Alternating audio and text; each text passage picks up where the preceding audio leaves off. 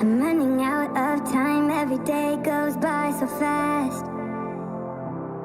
And every moment counts, baby, I don't wanna miss a thing. We can sleep under the stars, we can sleep under the stars, or hang out in hotel bars, driving somewhere in your car. We can sleep under the stars, we can sleep under the stars, under the stars.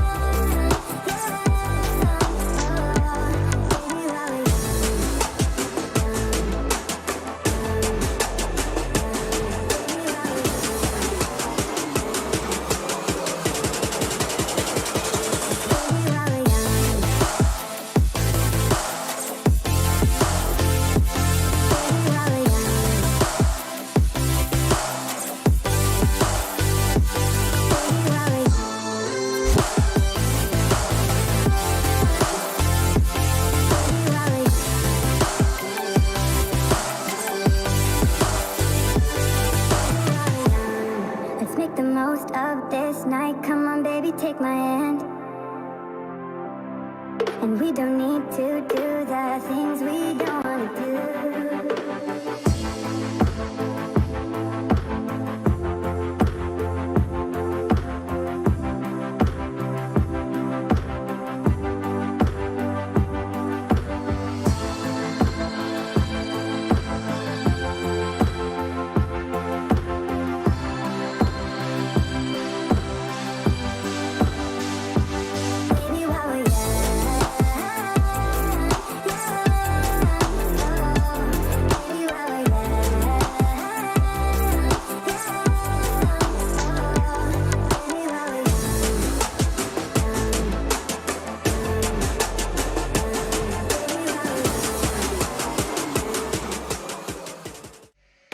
Hey guys, this is Raka and welcome to the Streamer Reviews, where gaming streamers gonna review the best new gaming laptops in the market. And today we are looking at the Intel powered Asus ROG Zephyrus S17, a laptop which stands for its amazing multitasking capabilities.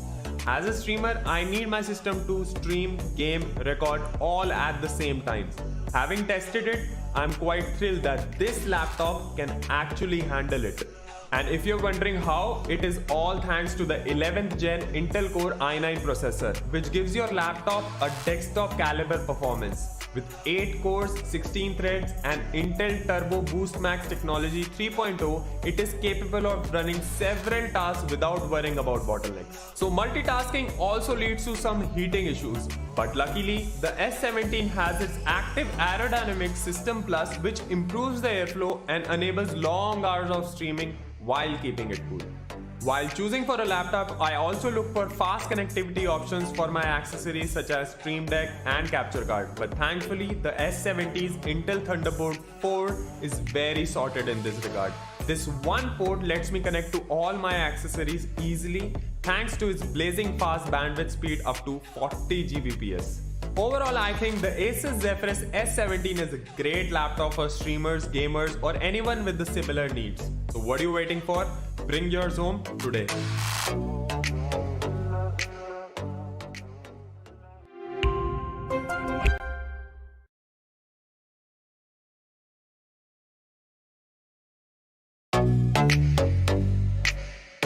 Hi guys, this is Zaya and welcome to Streamer Reviews, where gaming streamers review the best new gaming laptops. Gamers are an impatient bunch, and I've got a laptop just for you.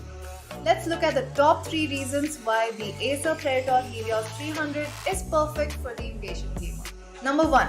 Its 11th gen Intel Core i7 processor, which brings out the potential of the GPU's high-speed GDDR6 memory to ensure faster experience with higher frame rates and lower latency. Gamers hate long load times.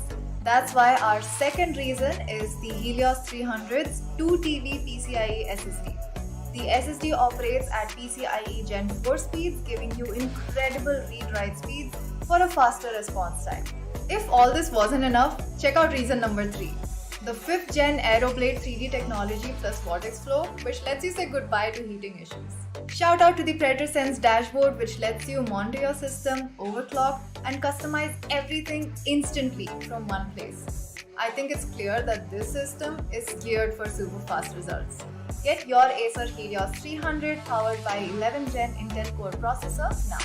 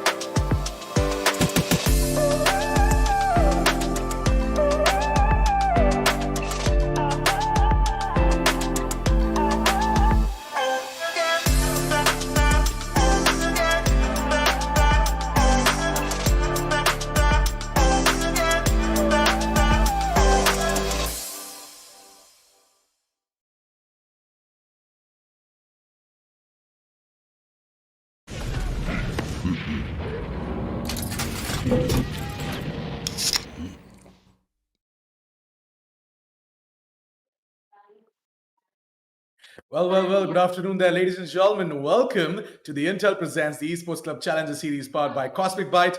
I'm your Coach Assassin 47. On the desk with me is Kirito, and here we are once again with you. Another upper bracket quarterfinal matchup between the side of Alter Ego going up against the side of FS Esports for at least the first half of the day. Let's move over towards today's matchups. And Kirito, I want to ask you this. What exactly do you think about both of these teams? I mean, Alter Ego, we all know for a fact that these guys had an amazing showing throughout the qualifiers and have made their way over towards the playoff brackets now. And FS Esports, the same for them as well, beating the side of, I don't quite remember, who did they beat? Oh, yeah, SATUL Esports. FS Esports beat the side of SATUL Esports to make their way over towards the playoffs. So quite a big move right there coming out from the side of FS Esports. So yeah, there you go. Today's matchups: 1 p.m. Alter Ego going up against the side of FS Esports, and then 5 p.m. we're going to be seeing Enigma Gaming going up against the side of Fallen Fire. I'm going to hand over the mic to you, Kirito, to continue our conversation between Alter Ego and FS Esports. Well, these two teams, they've had quite a run indeed. I mean, you could compare this to a Cinderella because but they have taken down a lot of big qualifiers coming in through the qualifier, and they've made it to the upper bracket quarterfinals, and they're finally here to make their mark. And this is where everything counts, sort of all the effort they put in, all the work they put into the game for the practice sessions, and now this is the moment where they have to prove that, okay, we still have what it takes to go all the way to the finals and maybe take the cup home, who knows, but they still have a lot of hurdles to face, and the first one begins here in the upper bracket quarterfinals where they take on each other. And despite all the all the big teams they face, this is where it all counts. This is where some of the even stronger teams sort of become start making some mistakes. Things, I mean, this basically things happen that you don't really expect. So just like yesterday's match, we see Action PH taking down Global Esports to a 2-0. We definitely expected that match to go a little bit different. I certainly did, but that didn't really happen. So we're going to take a look at the brackets to exactly see what the whole tournament looks like and what the competition looks like for these two teams. As we see, we can see that yesterday we had a couple of matches. Both of them were 2-0s, as we see Action PH and Morph Impact, both defeating Team Expert and Global Esports. Moving on to the next stages, sending the oppositions to the lower brackets for Global Esports and Expert. They're going to take each other on to continue their run in the tournament. But today, we have the two matches that we already talked about, Alter Ego and FS. They're taking each other on. And later on today, we have Fallen 5 and Enigma. So, I mean, basically the teams, this is a really, really stacked bracket. And despite whatever they've done before the qualifiers, great job, props to them, but still, this is a completely different ball game now. These teams, they're fighting to stay in the tournament. They're going to do everything they can, especially the teams in the lower brackets right now. Things are going to get exciting, Assassin. So there is no room for mistake here.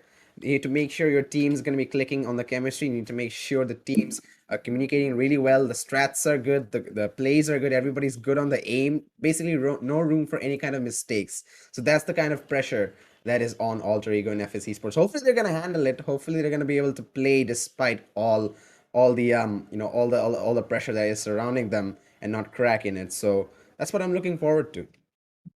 Absolutely. Let's move in over towards team introductions. By the way, let's keep the brackets aside. We've talked a lot about the brackets. Let's move in over towards Alter Ego's team introduction and take a look at what their roster looks like. We got Nats, Kush, Delb. We got Enable, Moji, Edrin King. We've got Julio as well. So interestingly, quite the roster coming out from the side of.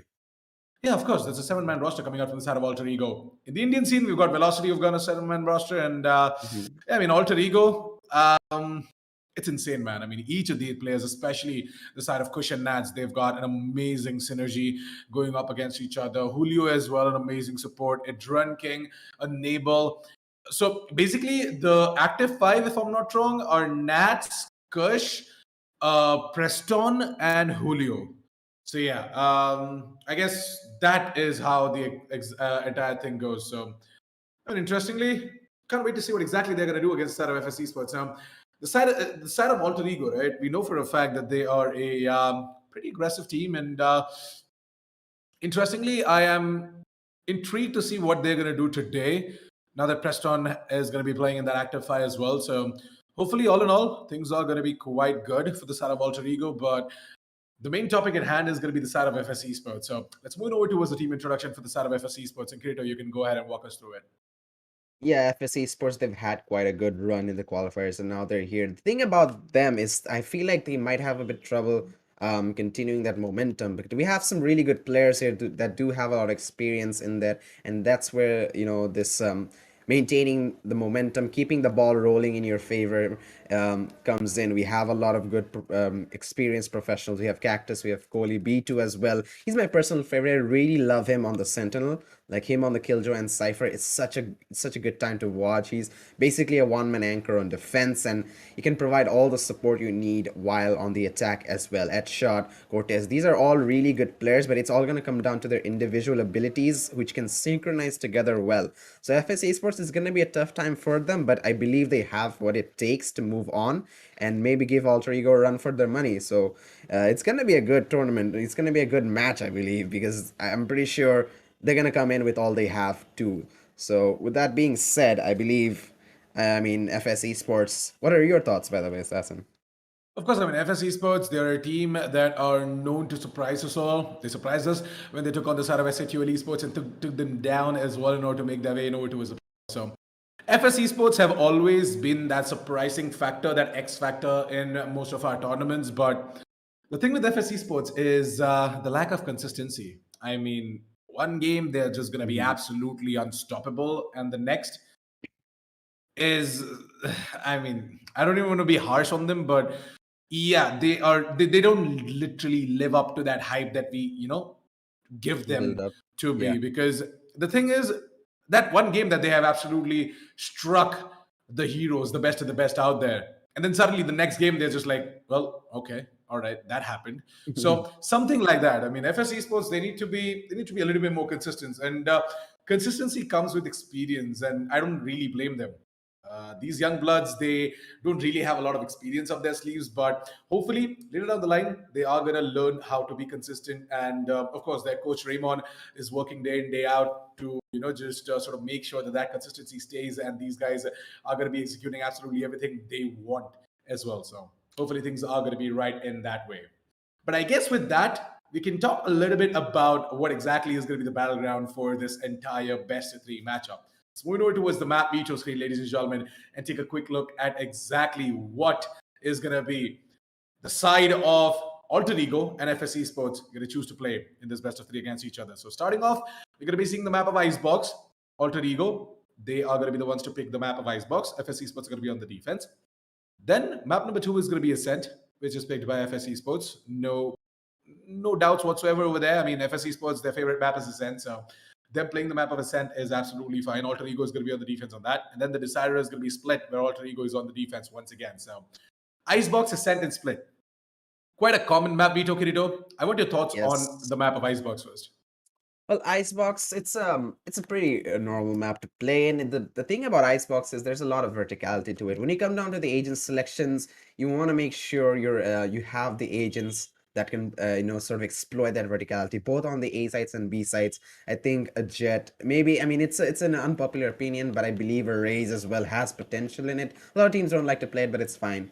But being able to use that high ground and get out immediately, even Reynas are good at that. So in that case, I believe a lot of potential comes in the agent selection for those sort of agents. And obviously we have some, very, very common picks, the Vipers, the Sages. Those specific agents, the utility is going to be really important, especially the Viper mollies for the post plants and, the Sage wall specifically. I believe the wall is not, has not seen much impact in any other map other than Icebox. Because, the post plants, and when you go in for the plant, when you go for the site take, the wall just becomes so much valuable and such an important piece of utility. A lot of people like to play Killjoy as well. Killjoy utilities has some vertical potential too. So it's going to come down to what agents they actually pick and can they actually exploit the qualities that the map of Icebox have from these two teams. Yeah, but I believe that despite this being picked by Alter Ego, FS, they should have a decent enough experience in it. Like we have seen this map come up a lot in their matches in other tournaments and in other events and all. So they should have a decent amount of experience on it, so they can still put up a fight against Alter Ego. I believe it's not going to be a complete domination or sorts. But going into Ascent, there's a thing that I really don't really like about having Ascent as your map pick, because it's a very common map, isn't it? It's like the map for Valorant. Like it's the literally the one map everybody plays. And having a better strat in it is so difficult because everybody's like, okay, this is the easiest map, this is the most common map. Let's start with this. Let's have a good plan in this map. So I believe Alter Ego, even though it's not their pick, they all as well have some idea on how to play around this. It's all going to come down to if they can identify how FS Esports play and make their own counter strats on the go. So Icebox, I believe, is gonna be quite the map right there for the start of Alter Ego. I believe them starting off on the attack is a good thing for them. Icebox, an attacker side of map, and Alter Ego, we know for a fact that they have quite an aggressive execute being planned on most of the rounds for the side of Icebox as well. So yeah, I mean, looking forward to seeing what exactly is going to happen on the map of Icebox. Ascent is going to be a completely different ball game altogether. Can't wait to see the side of FS Esports showcase to us what exactly they've got in store as well. But for now, though, the map at hand is going to be Icebox. We're going to be jumping straight in towards the agent selection screen really, really soon. But before that, I want you guys to go ahead and support our sponsors, Intel and Cosmic Byte, because without them, this tournament wouldn't have been possible. Without them, all of these teams wouldn't be going ahead and duking it out on the server for that 20,000 US dollars prize pool. That is approximately 15 lakh Indian rupees. So yeah, please go ahead and check out the Beast gaming laptops powered by the latest 11th gen Core i3, i5, i7, and i9 processors using the link down in the description below. Also check out the amazing peripherals coming out from the side of Cosmic Byte as well. But yeah, with that, we are going to be discussing a little bit more about the map of Icebox now. What are the agent selection that you are expecting, Kirito? I mean, do you think that we're going to be seeing the side of Alter Ego stick to that single duelist and dual initiator, uh, that controller lineup, or is it going to be them going in for something like a double duelist setup? Um, I believe they can go for the double sentinel. It's a viable option with the Double sage sentinel. and a killjoy. Yep. But I think with the aggression that they've shown in the past matches, they might go for the double duelist or even a double initiator. The double initiator is still a very aggressive lineup, I believe, because if you have a Sova and also you have a Sky on that map, it's gonna be a really interesting selection to actually help your teammates push in to the maps and push into the site. So I believe with the aggression, Alter Ego might go for the double initiator or double duelist, but from the side of FS, I guess I'm not really I, sure I guess we actually. can start speculating. The Yeah, the agent agent selection screen is selections ready. are underway. Let's just quickly dive straight into the agent selection screen as well and take a quick look at what exactly are the agents that are being picked by both of these teams. I'm going to be jumping into it really, really soon, by the way. A little bit more, but yeah, Kirito, you were saying. Yeah, I mean, I was saying about FS. I'm not really sure what they're gonna go with. It's really, I mean, unsure what their playstyle is gonna be. But I guess we can just look at the agent selections right now. Cortez going for the Sage and Edshot going for the Killjoy. So it's gonna be a double Sentinel, I believe, and we're gonna have Dominic on the Viper and Kohli on the Sova as well. I really like Kohli Sova's plays as well. Sova is not not an easy agent to master, but he's been performing really well on that agent, and maintaining the consistency is what he's going to be needing to do. Cactus is on the Jet, and that is going to be the double sentinel lineup for FS. Meanwhile, Alter Ego, they're going to be going for Julio on the Viper. We have Kush on the Sova, and the double duelist Preston and Delap is going to be on the Jet, and it's going to be Nats on the Sage. So as I said, I'm going to be expecting a lot more aggressive plays and a lot more aggression coming out from the side of Alter Ego because of that double duelist. And naturally, from the past matches, they are a naturally aggressive team. So I think this is going to be a perfect counter for them. We have the double sentinels, which is a very passive and defensive selection, and then we have the double duelists who are super aggressive and definitely want to go into the site more, want to go in for the fights, even though maybe they could be on defense. Yeah, I mean, I feel as if the agent selection screen was pretty damn ideal from the side of FS Esports. We see them going in for that usual double sentinel controller as a wiper. We've got the SOA as the initiator, and of course, the side of Jet as the duelist, which is going to be on Cactus. From the side of Alter Ego, again, I was expecting this. They went in for that two duelist setup, and I believe this is because of the fact that they're starting off on the attack first. It's going to be giving them a major diff against the side of FS Esports. I mean, having a two duelist setup is really good on the attack, considering the fact that you're going to be seeing a lot of aggression coming out from the side of Alter Ego. The match is ready, so why don't we quickly jump straight in towards the match and yeah, see the battle happen live.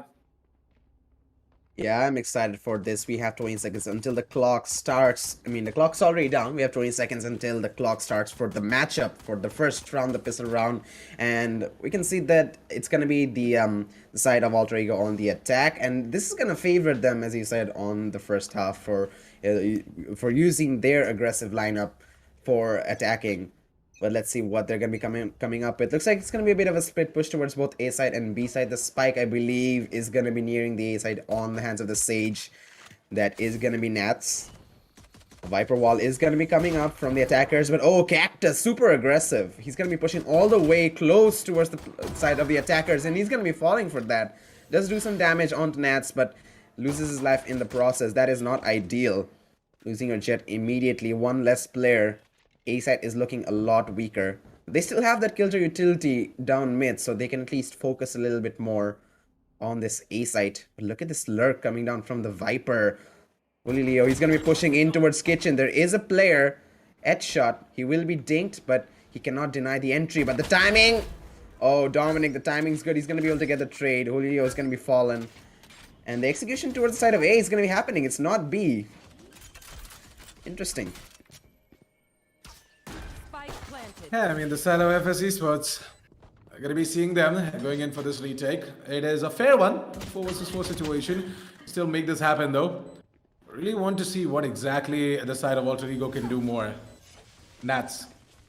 Going to be seeing him on top of the nest. Kohli coming in with a little bit of a backstab. So this is nice. He might just be able to find a frag here. But no, Kush is waiting for him. And Kush is not going to expect this. He's not going to be ready for it. Cortez, on the other hand, is trying to make a wall so that he can quickly go in for that defuse. Preston, on the other hand, knows that Kohli is coming in. And he has to be completely giving his attention over towards that backstab. And headshot comes in and gets that double. First on the board for the side of FS Esports, and they take the pistol round against the side of Alter Ego. Beautiful pistol coming out from them. I mean, patient play, so pretty insane.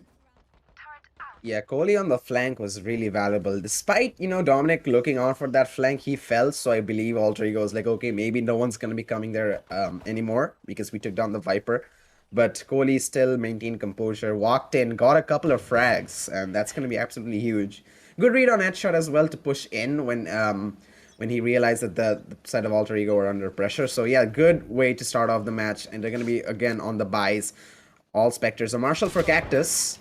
And oh, a big dink. And a Cactus with the first frag on Holy Leo. We're going to see Dominic again going aggressively. But no, he's going to fall. They're going to give away one Spectre to the opposition. And it's going to be a 4 versus 4. Equal trade coming in early on. Here. Cactus. Well, going to be seeing him over towards the middle position with that Marshall, and all of these players from the side of Alter Ego. Yeah. I mean, doesn't really matter if he can just connect all of his shots. But yeah, the side of Alter Ego, they're all just outside of this B site, and we are going to be seeing maybe Cactus jumping on top of that container. Not happening. Kohli, on the other hand, comes in with that Spectre, but Kush is also finding himself that crisp, clean lock to the face of Kohli, his nemesis. Cortez is waiting for these guys to show up over towards the A side, and he is going to be connecting absolutely both of these frags, if I'm not wrong. But no, Delb is going to get that frag, and with that, a 1 versus 1, it all comes down to headshot. 1 versus 1 headshot. To live up to the name, though, he has to connect that to the face of Delb. I mean, just don't whiff, because the Spectre tends to do that. Yeah, headshot. Is he going to be? No way. Yep. Yeah. I mean, Delb just better. Yeah, that was round. This is unreal. That was not the round you wanted to lose. That was their buy round, and I believe maybe that over aggression from Dominic and Cactus, they got the frags, but I believe that over aggression might have given away too much momentum to the side of Alter Ego, and they were able to capitalize on it really well. So yeah, they had the better weapons. Maybe it's fine to go aggressive, but as soon as we see Dominic losing out, maybe that was not the best option to go for. But I believe there has been a technical issue. We are going to be going for a little pause, in gentlemen, but we'll be right back on the game as soon as possible. So, yeah, with that being said, the first round going in favor of FS, that definitely gave them a momentum. But maybe again, as you said, the lack of experience in these players could be the reason where maybe they got a little bit too overconfident. Okay, we have the Spectres, we have a Marshall. They shouldn't have armor either. So let's just push in and maybe get get the round over with. And that definitely, did not go as planned. Yeah, I mean, that definitely did not go as they planned it to be, but I believe the Sarah FS Esports are now gonna, carry on that emotion on towards the next round. They should just reset themselves, and they pretty much will, if I'm not wrong. Hopefully, they do. I believe FS Esports should have an eco this round, and then they are going to move in over towards a force by the next round. So hopefully, Alter Ego, they're going to be getting their second on the board, which puts them in the lead once again. But they have to be careful because it's going to be nothing but, I guess, a bonus for them if FSC was going for a full buy. So we have to yet wait and see. But no, I don't think so. It's going to be a bonus because remember, Alter Ego, only one Spectre left out, so there should pretty much be a full buy for the rest of the gang. Yeah. So never mind. This is going to be a full buy, except for Delbo, who's going to be on the Spectre, which doesn't really matter because the guy's blades are going to be activated really soon. But yeah, the side of Alter Ego, they're looking pretty darn good. They pulled out that Thrifty, which they so badly needed. And they are going to be putting FSC Sports at a disadvantage now. Indeed, and FS, they need to make sure they maintain that composure. They cannot make those mistakes again. And if they continue making the mistakes, the match loss might be a possibility, and that might result them going into the lower brackets. That's something you definitely don't want to see. And that is where maintaining that confidence, maintaining that firepower will count. So I believe they're not going to let that happen again, but let's see what's going to happen. But they are not going to be winning this round, I believe, because of the sheer difference in the guns from two sides. We see all Vandals coming in from one side and the opposition they're on pistols. One Marshall for Cactus again. But yeah, it's going to be a 2-1 scoreline, and I believe it should have been a 2-1, but it should have been in favor of FS. So those are the kind of mistakes that you really can't make right now. Those really set back your team quite a bit, and make enough of them, you might have been put down to a state where you can't really come back.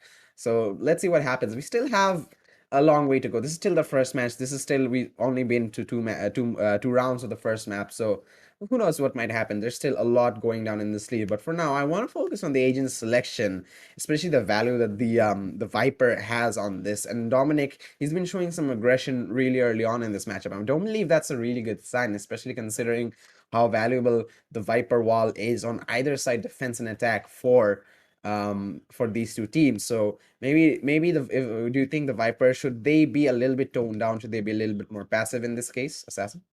Absolutely. I mean, I feel as if the Saro FS Esports, they certainly necessarily don't have to show in that aggression that they are currently showing. They can be a little bit passive. Taking map control is a different case altogether. So yeah, taking map control is completely fine. Kohli coming in with these backstabs is completely fine.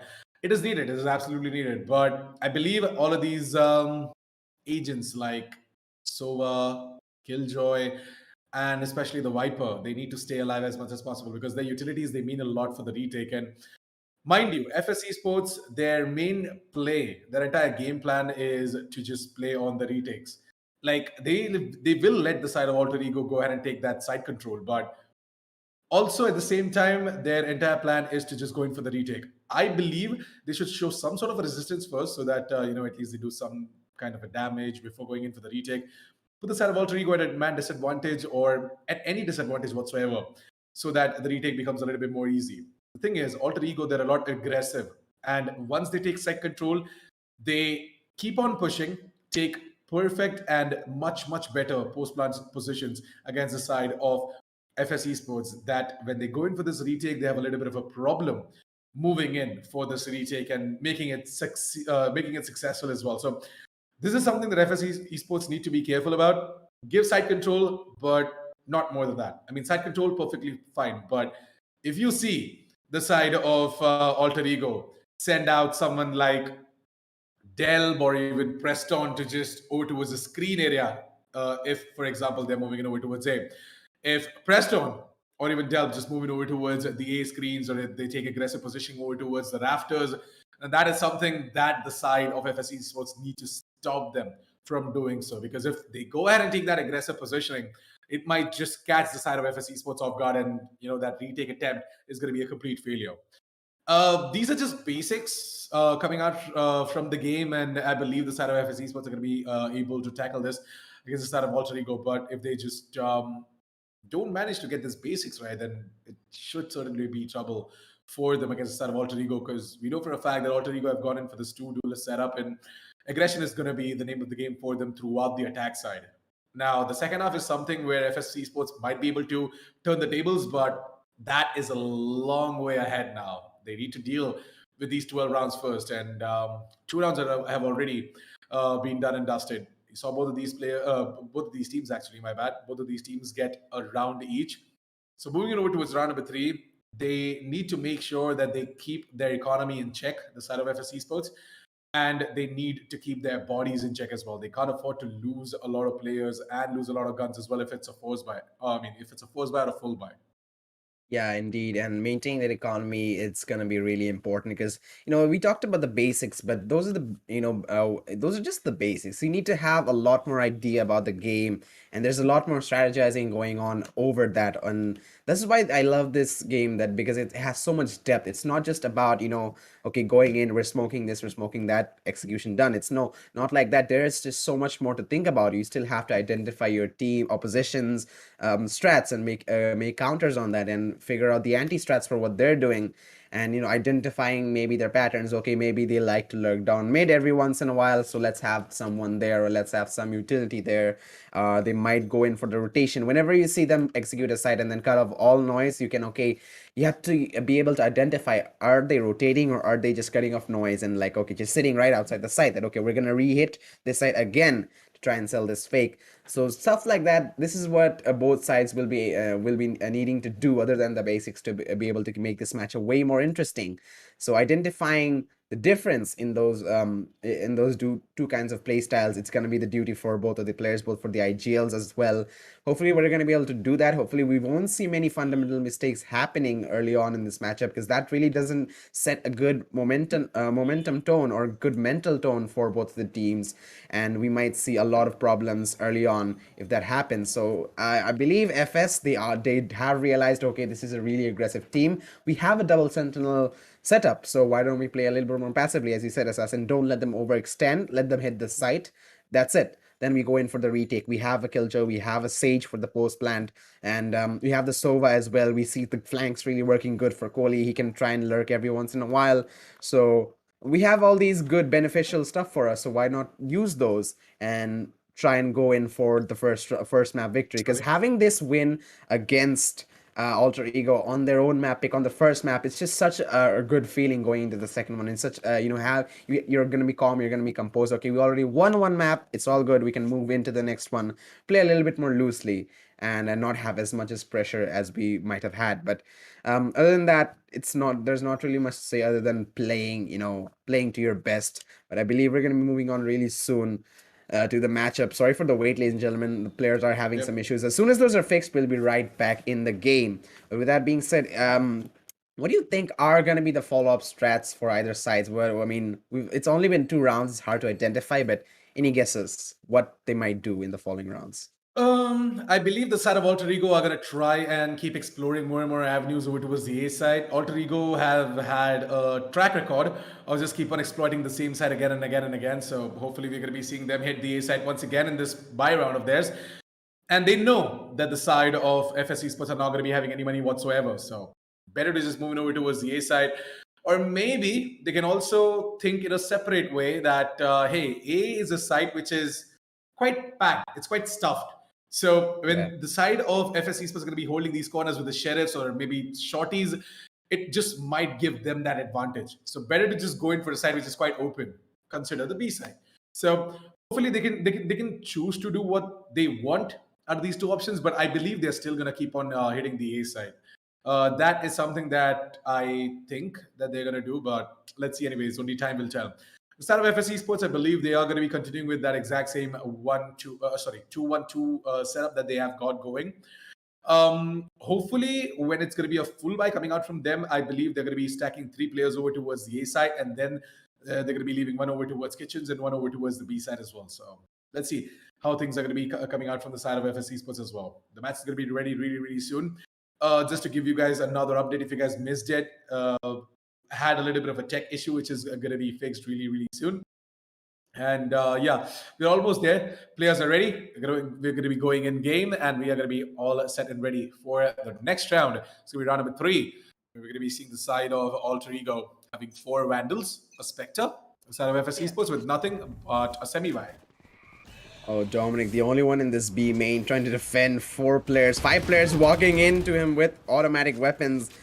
Not going to be able to do that at all, but at least relay some information. This round, I mean, overall is not going to be really favorable for the side of FS. We see the flank coming in from Kohli, a couple of players on the flank actually, and they're going to be having a lot of trouble even getting out of the B side. We do see attack coming in onto Preston from that Marshall on Cactus. Julio is going to be spotting 1 player. Can he get the second on the killjoy? We have backup as well. Headshot walks into 2 players holding Vandals against them. Bomb plan is down. It's going to be a 5 versus 2. I mean, any frags at all would be good from the side of FS. It doesn't really matter. Alter Ego, they definitely have the better edge in this map, but the next ones where it all gonna count. That's where they're gonna have their own buy rounds. That's when they're gonna have their own rifles, and that's when they're gonna have the best of advantages. And a flawless round to get things started for the side of Alter Ego, and it's gonna be 2-1 scoreline. But next is where the real test begins. FS, they're gonna be getting their own buy rounds. They're gonna get their own rifles, and that's when things are gonna be a little bit more exciting. They can work on the as you said, the agents spread out on the map as well. I believe they're going to be leaving that mid to a little bit of the killjoy, a little bit of the utility from him. Headshot's going to be playing around kitchen, and Dominic is going to be playing in that B side. The rest of the players are going to be stacking that A. So considering that Cactus is going to be holding on there as well, he can provide some aggressive plays. And if only Cortez and Kohli can provide that same level of support, we might see some early frags going in their favor. But Cactus spots out those players from on top of the generator, doesn't land a shot, has to fall back. And now the A hit is gonna, it's pretty clear this is gonna be a really big A hit from the side of AE. And let's see what the side of FS can do to deny this. Absolutely, Cortez. I'm gonna be seeing him try and break that wall coming out from the side of Alter Ego. Nats is gonna get taken down. All right, okay. Cactus going extremely close towards the pipes region. Might just be seeing him wide swing it out and take care of the players who are holding up close and personal. That slow orb is gonna be a little bit of a problem though. Cortez is gonna try and stick it, but Preston comes in and takes him down instead. Preston, everything relies on the man, but Julio comes in as well, takes care of Cactus, and Dominic They have the Hunter's takes him Fury. down. Yeah, they have the Hunter's Fury, and we are going to be seeing him use that because Julio is going to be going down. It all relies on that Hunter's Fury, and we are going to be seeing the Hunter's Fury coming in. Kush is going to go ahead and use it out. Going to be seeing the Hub Diffuse coming in. They Kush don't is have going- time. Oh, never mind. oh, Oh, they can stick it. No. Oh, that was That was so so close. close. Well, 0.74 milliseconds left on the clock. FS Yeah. a decent attempt though, but I believe there were some, lack of communication issues maybe. The slower that was put down mid, I believe, was from Cortez, and that definitely didn't work out in their favor. They wanted to push on ahead. We're seeing Cactus holding right right next to this corner over here on the right side, willing to push in, willing to get the player on his left, but he couldn't go in because of that slow orb. And that's where the utility is so important from Sage and Viper. They need to make sure those work out for the favor of the team. And speaking of utility, Kush getting the first frag on this round onto Cactus with the shock darts, in fact. Man's been practicing those Sova lineups really well, I see.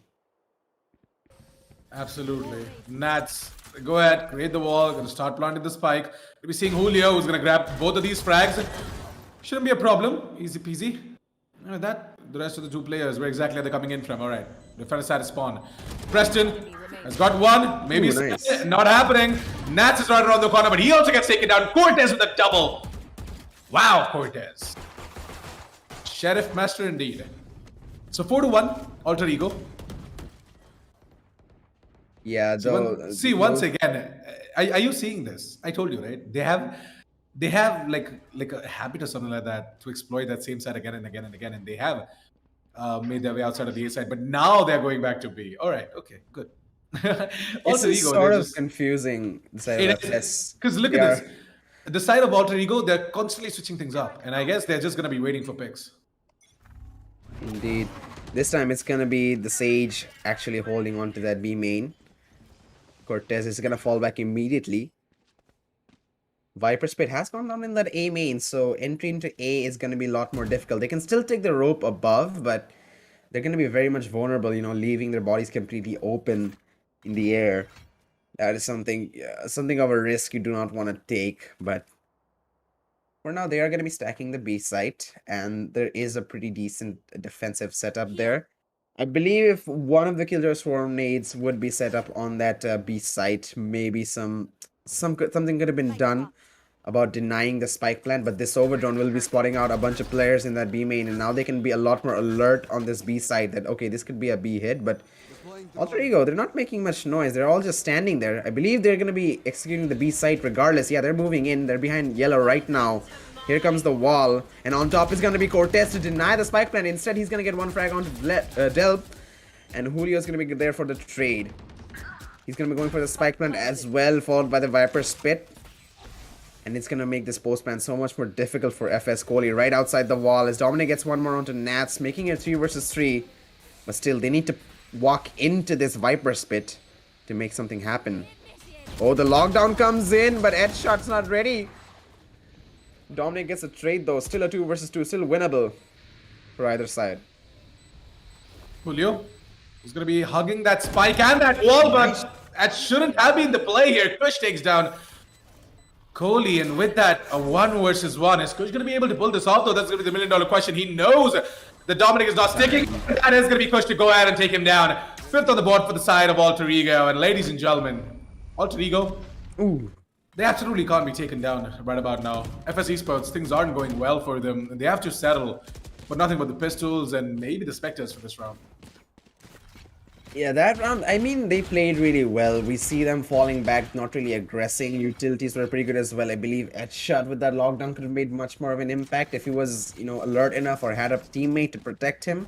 Even if they weren't able to protect him, maybe deny the destruction of the lockdown. That would have been the really big play for the side of FS. But they're going to have to settle for another sort of a half buy now because we have a couple of Spectres on Cortez and Kohli, Sheriff on Dominic, and Frenzy and Classic on the rest, Headshot and Cactus. As we see Delb, he knows, but oh, he does not know how good Dominic is.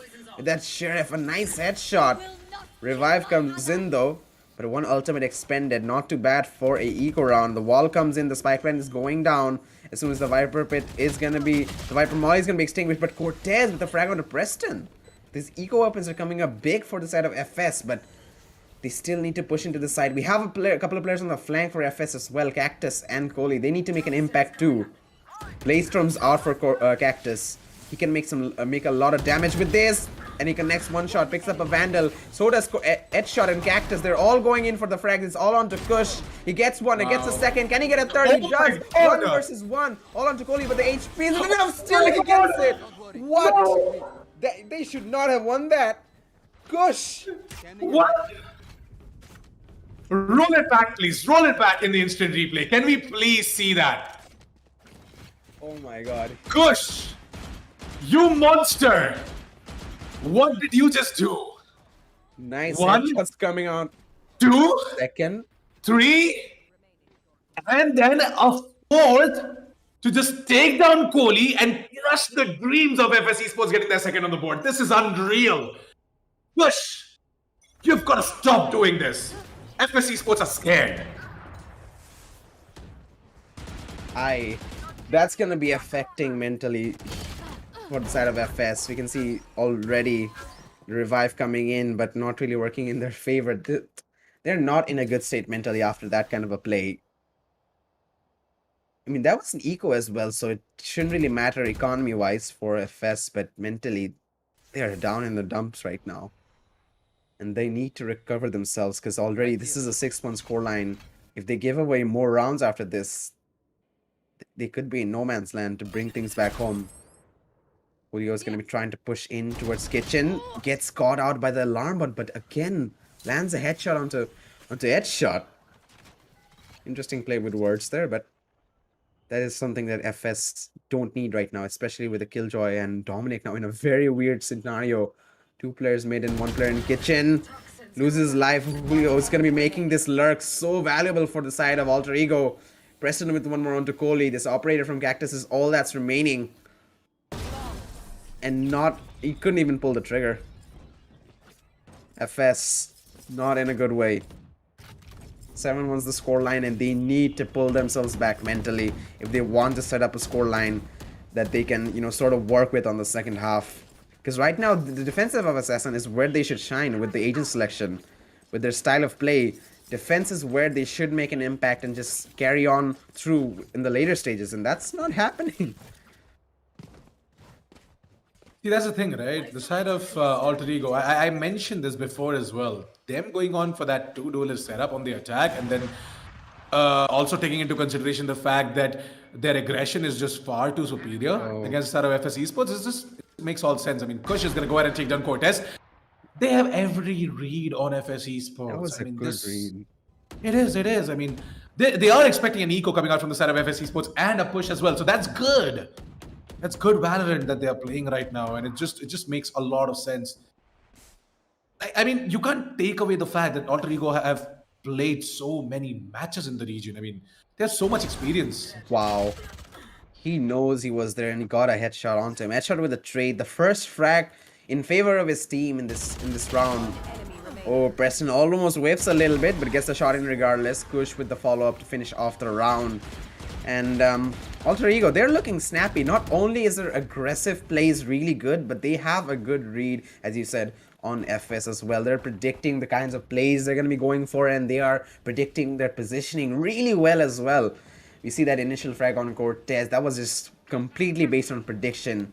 That early slow, I mean, that could have been anything. That could have been a really passive play, a really aggressive play. You don't know, but we see Kush holding out long enough to get that headshot in, and making sure the round goes in their favor. A really good start for the side of Alter Ego in this first map. It is their map pick, but again, I did say that, okay, maybe FS, they've played this map a lot, so they should have a pretty decent grip on how it needs to be played. But again, when your opponents are out aiming you like this, out reading you like this every single time, what can you really do?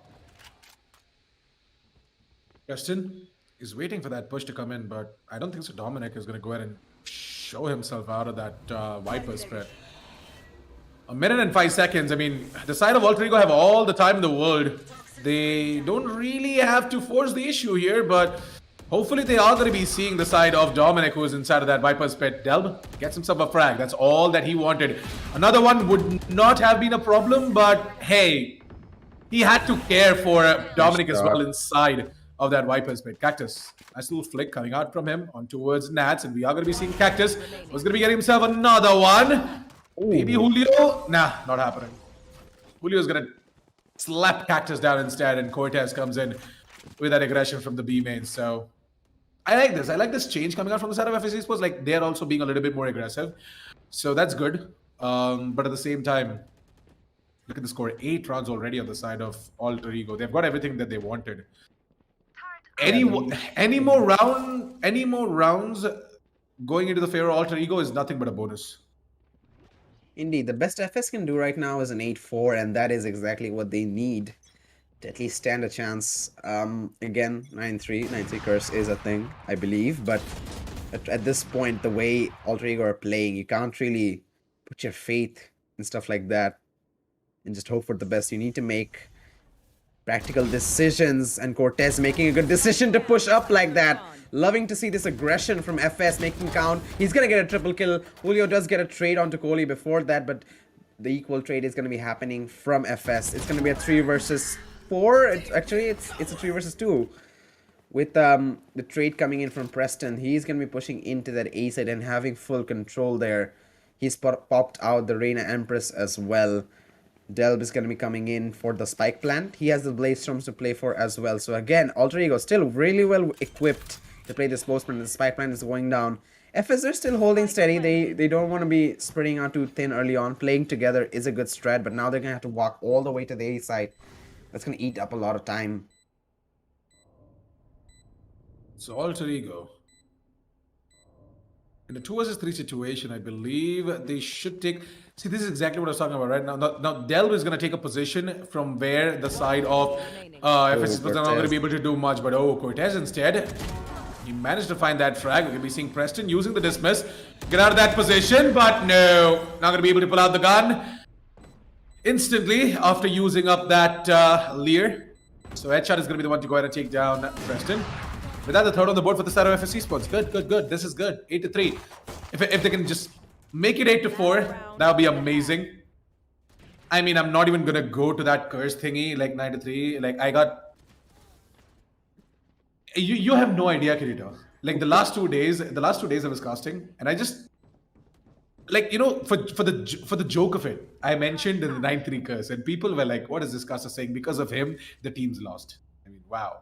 Oh, I mean, okay, we're gonna steer clear of that. Nothing like that exists.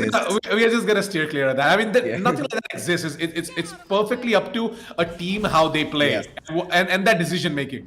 If they make poor decisions, they lose. If they make good decisions, they win. That's it. But hey, talking about decisions, that is talking about decisions, right? Kush is gonna make the right decision of going in for that Hunter's Fury. He's gonna gain a lot of information. On top of that, he is also gonna go ahead and start, forcing the side of FSC supposed to use their utilities. Now, because of that tag coming in onto 2 players, the Sage is going to be forced to use the health, the heal. Yeah. So, I mean, oh my god, Delb, stop it. Just stop it, man. Like snappy headshots. Can we switch from Delb, because this is this is P18 stuff. He took down the Sage as well. Cortez had the revive. That would be so important for FS right now, but Sage isn't there, and he's now on a really good lurk too. 3 versus 3. Nats is on a Sheriff, so he should be easy pickings for FS. No, he actually has a Phantom. Surprise me. He's gonna be spotting out Headshot, and nice flick onto him. Here comes the Operator and gets one onto him as well. They're missing these shots. It's all onto Dominic. It could be the 9-3 scoreline after all. Oh, he's gonna be trying to hide out, but Nats is gonna find him regardless and getting the frag onto him. And it looks like it's gonna be FS. They're gonna have to do a lot of heavy lifting going into the side switch, going into the second half. They're gonna have to win 6 in a row to equalize, which is not easy by any means. And they need to start things up by winning this pistol round.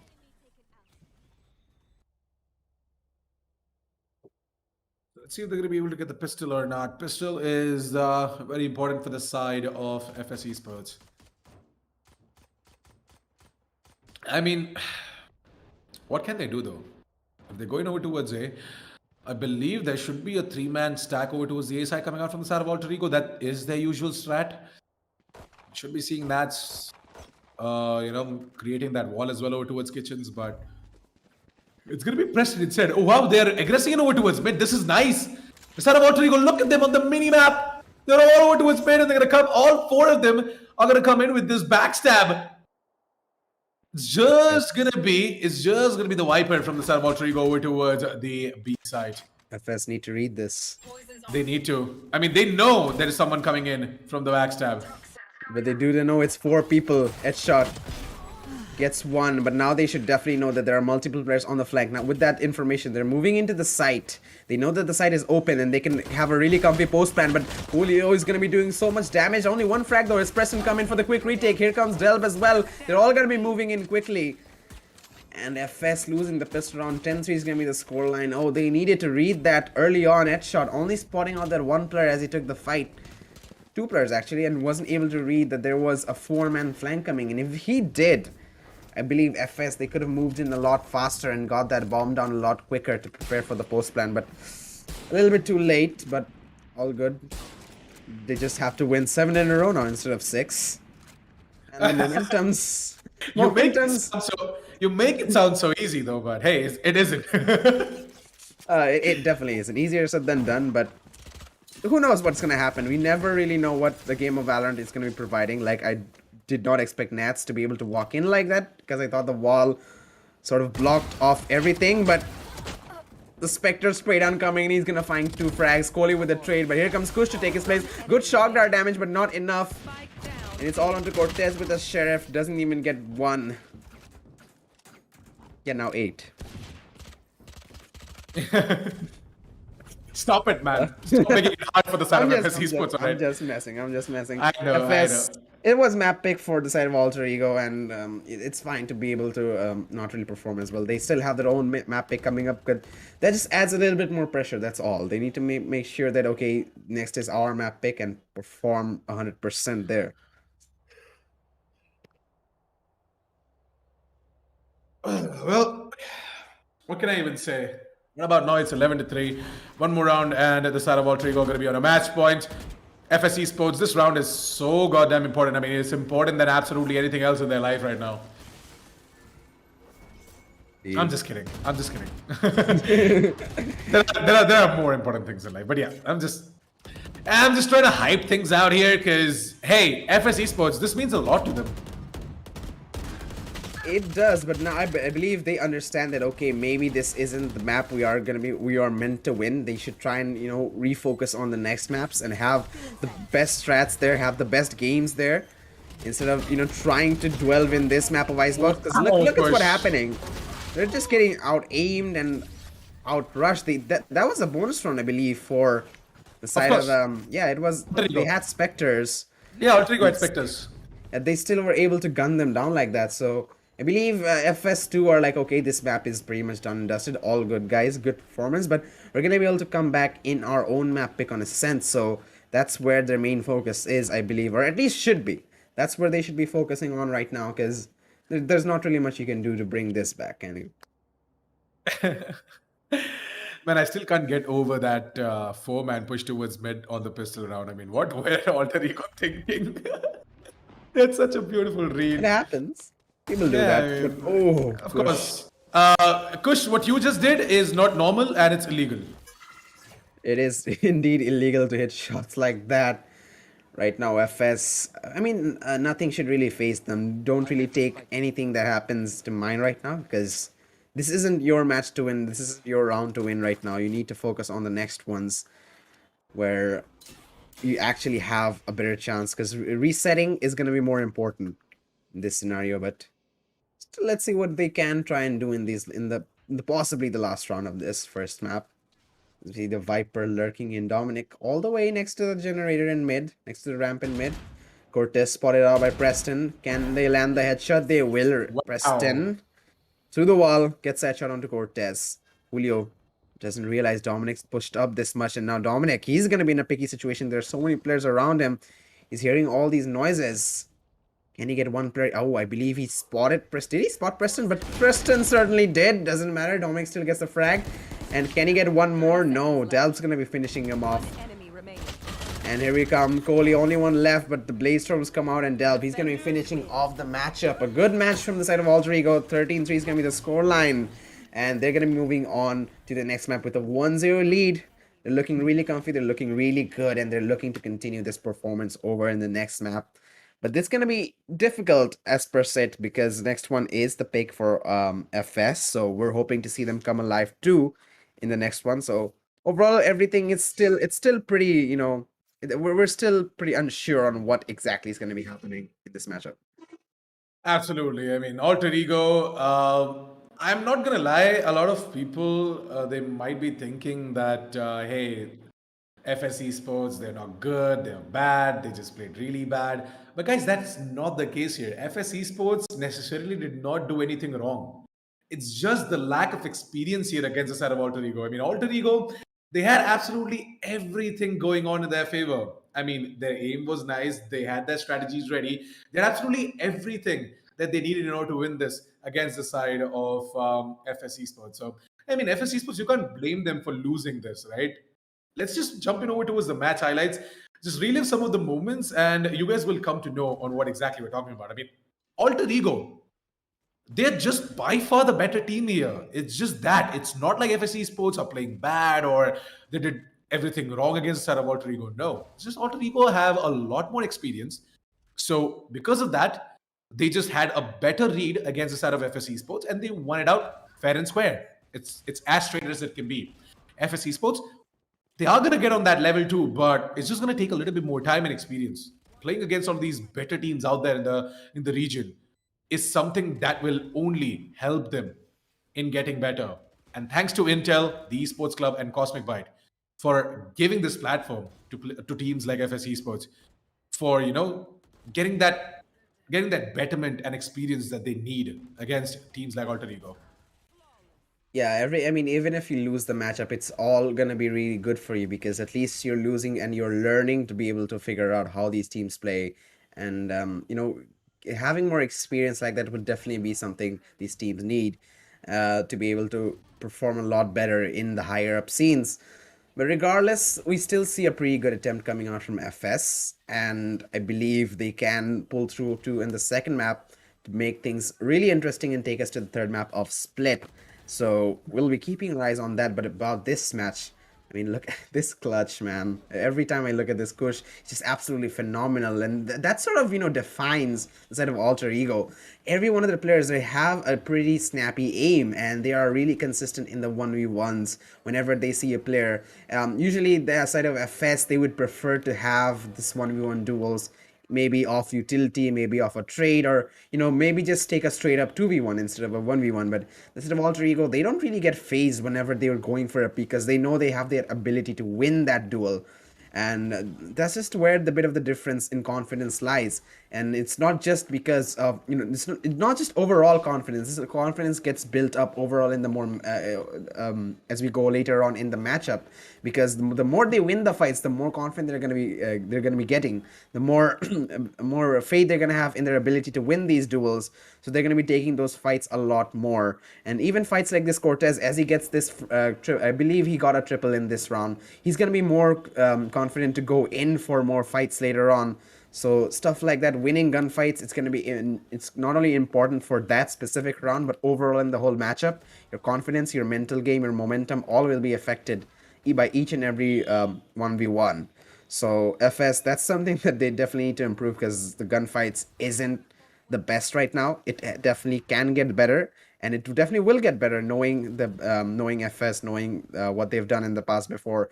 They definitely are going to be working on that aim in the second follow-up matchup because they know that match is where it counts, because if they don't win that, it's going to be the lower brackets for them, and they're going to be at so much more risk at being eliminated. So they want to give it all they have, and I believe that they should start with working on that aim, working on that mental read on how the side of Alter Ego is going to be playing, because Alter Ego, they didn't really diversify, if I'm being honest, did they, Assassin? They really just aggressively pushed in through either A main or B main. They didn't really have much presence in mid, unlike a lot of the other teams from the other regions like Action PH. They love to push down that mid, they love to play around that kitchen on Icebox, but they don't really do that. So I believe the reads like that should be coming in from FS, and figuring out the counter strats are going to be really important. But with that being said, let's move on to the scoreboard, and we see our MVPs on the board. Cortez for FS Esports, phenomenal play from him. And from Alter Ego, it's going to be Kush, actually.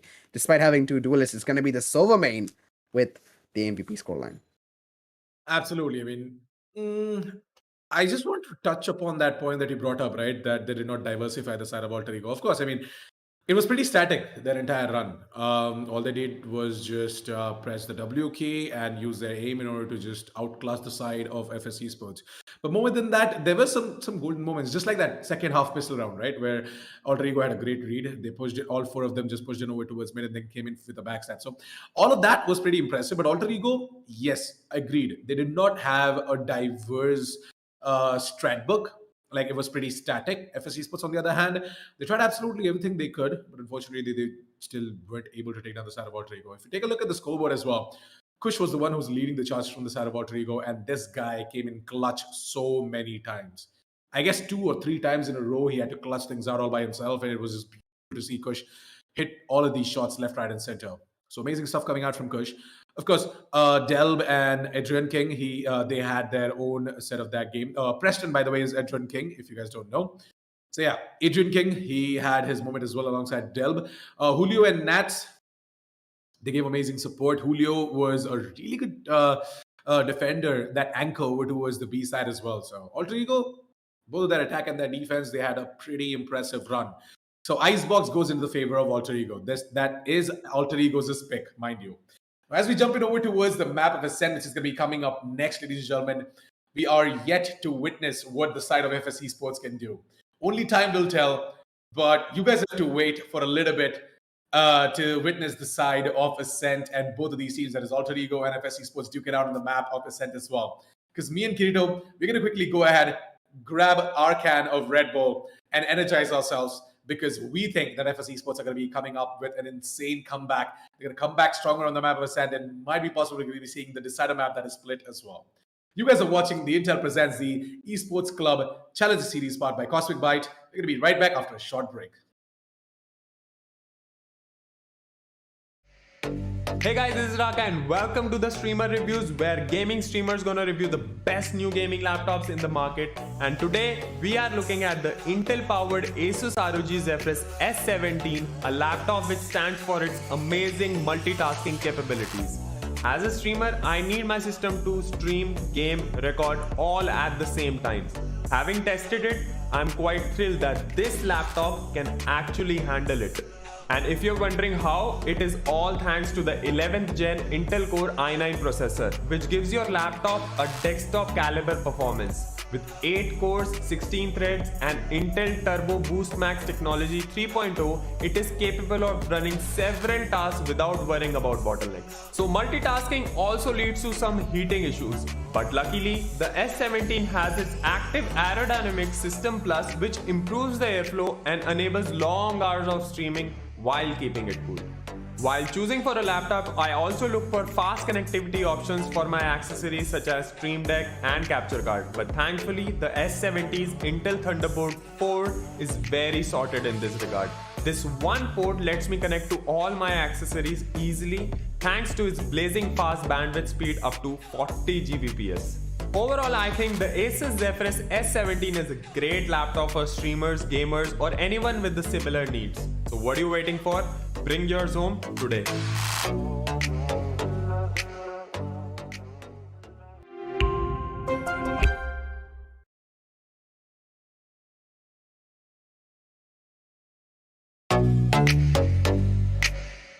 Hi guys, this is Zaya and welcome to Streamer Reviews, where gaming streamers review the best new gaming laptops. Gamers are an impatient bunch, and I've got a laptop just for you. Let's look at the top 3 reasons why the Acer Predator Helios 300 is perfect for the impatient gamer. Number 1. Its 11th gen Intel Core i7 processor, which brings out the potential of the GPU's high-speed GDDR6 memory to ensure faster experience with higher frame rates and lower latency. Gamers hate long load times. That's why our second reason is the Helios 300's 2TB PCIe SSD. The SSD operates at PCIe Gen 4 speeds, giving you incredible read-write speeds for a faster response time. If all this wasn't enough, check out reason number 3. The 5th gen Aeroblade 3D technology plus Vortex Flow, which lets you say goodbye to heating issues. Shout out to the Predator Sense dashboard, which lets you monitor your system, overclock, and customize everything instantly from one place. I think it's clear that this system is geared for super fast results. Get your Acer Helios 300 powered by 11th gen Intel Core processor now.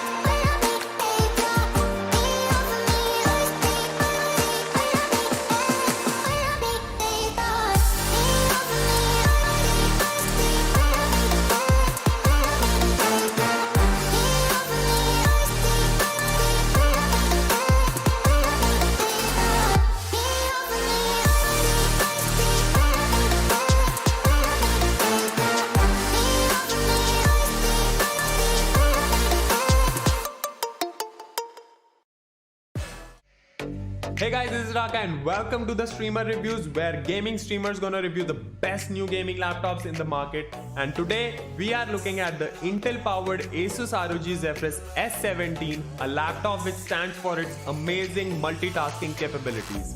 As a streamer, I need my system to stream, game, record all at the same time.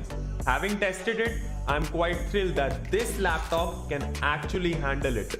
And if you're wondering how, it is all thanks to the 11th gen Intel Core i9 processor, which gives your laptop a desktop caliber performance. With 8 cores, 16 threads and Intel Turbo Boost Max technology 3.0, it is capable of running several tasks without worrying about bottlenecks. So multitasking also leads to some heating issues, but luckily the S17 has its active aerodynamic system plus, which improves the airflow and enables long hours of streaming while keeping it cool.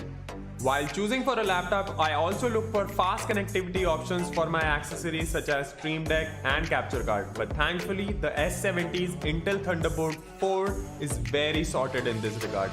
This one port lets me connect to all my accessories easily thanks to its blazing fast bandwidth speed up to 40 Gbps. Overall, I think the Asus Zephyrus S17 is a great laptop for streamers, gamers, or anyone with the similar needs. So what are you waiting for?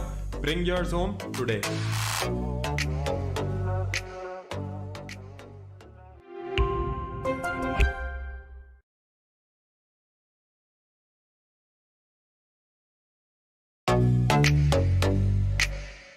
Hi guys, this is Zaya and welcome to Streamer Reviews, where gaming streamers review the best new gaming laptops. Gamers are an impatient bunch, and I've got a laptop just for you. Let's look at the top 3 reasons why the Acer Predator Helios 300 is perfect for the impatient gamer. Number 1. Its 11th gen Intel Core i7 processor, which brings out the potential of the GPU's high-speed GDDR6 memory to ensure faster experience with higher frame rates and lower latency. Gamers hate long load times. That's why our second reason is the Helios 300's 2TB PCIe SSD. The SSD operates at PCIe Gen 4 speeds, giving you incredible read-write speeds for a faster response time. If all this wasn't enough, check out reason number 3. The 5th gen Aeroblade 3D technology plus Vortex Flow, which lets you say goodbye to heating issues. Shout out to the Predator Sense dashboard, which lets you monitor your system, overclock, and customize everything instantly from one place. I think it's clear that this system is geared for super fast results. Get your Acer Helios 300 powered by 11th gen Intel Core processor now.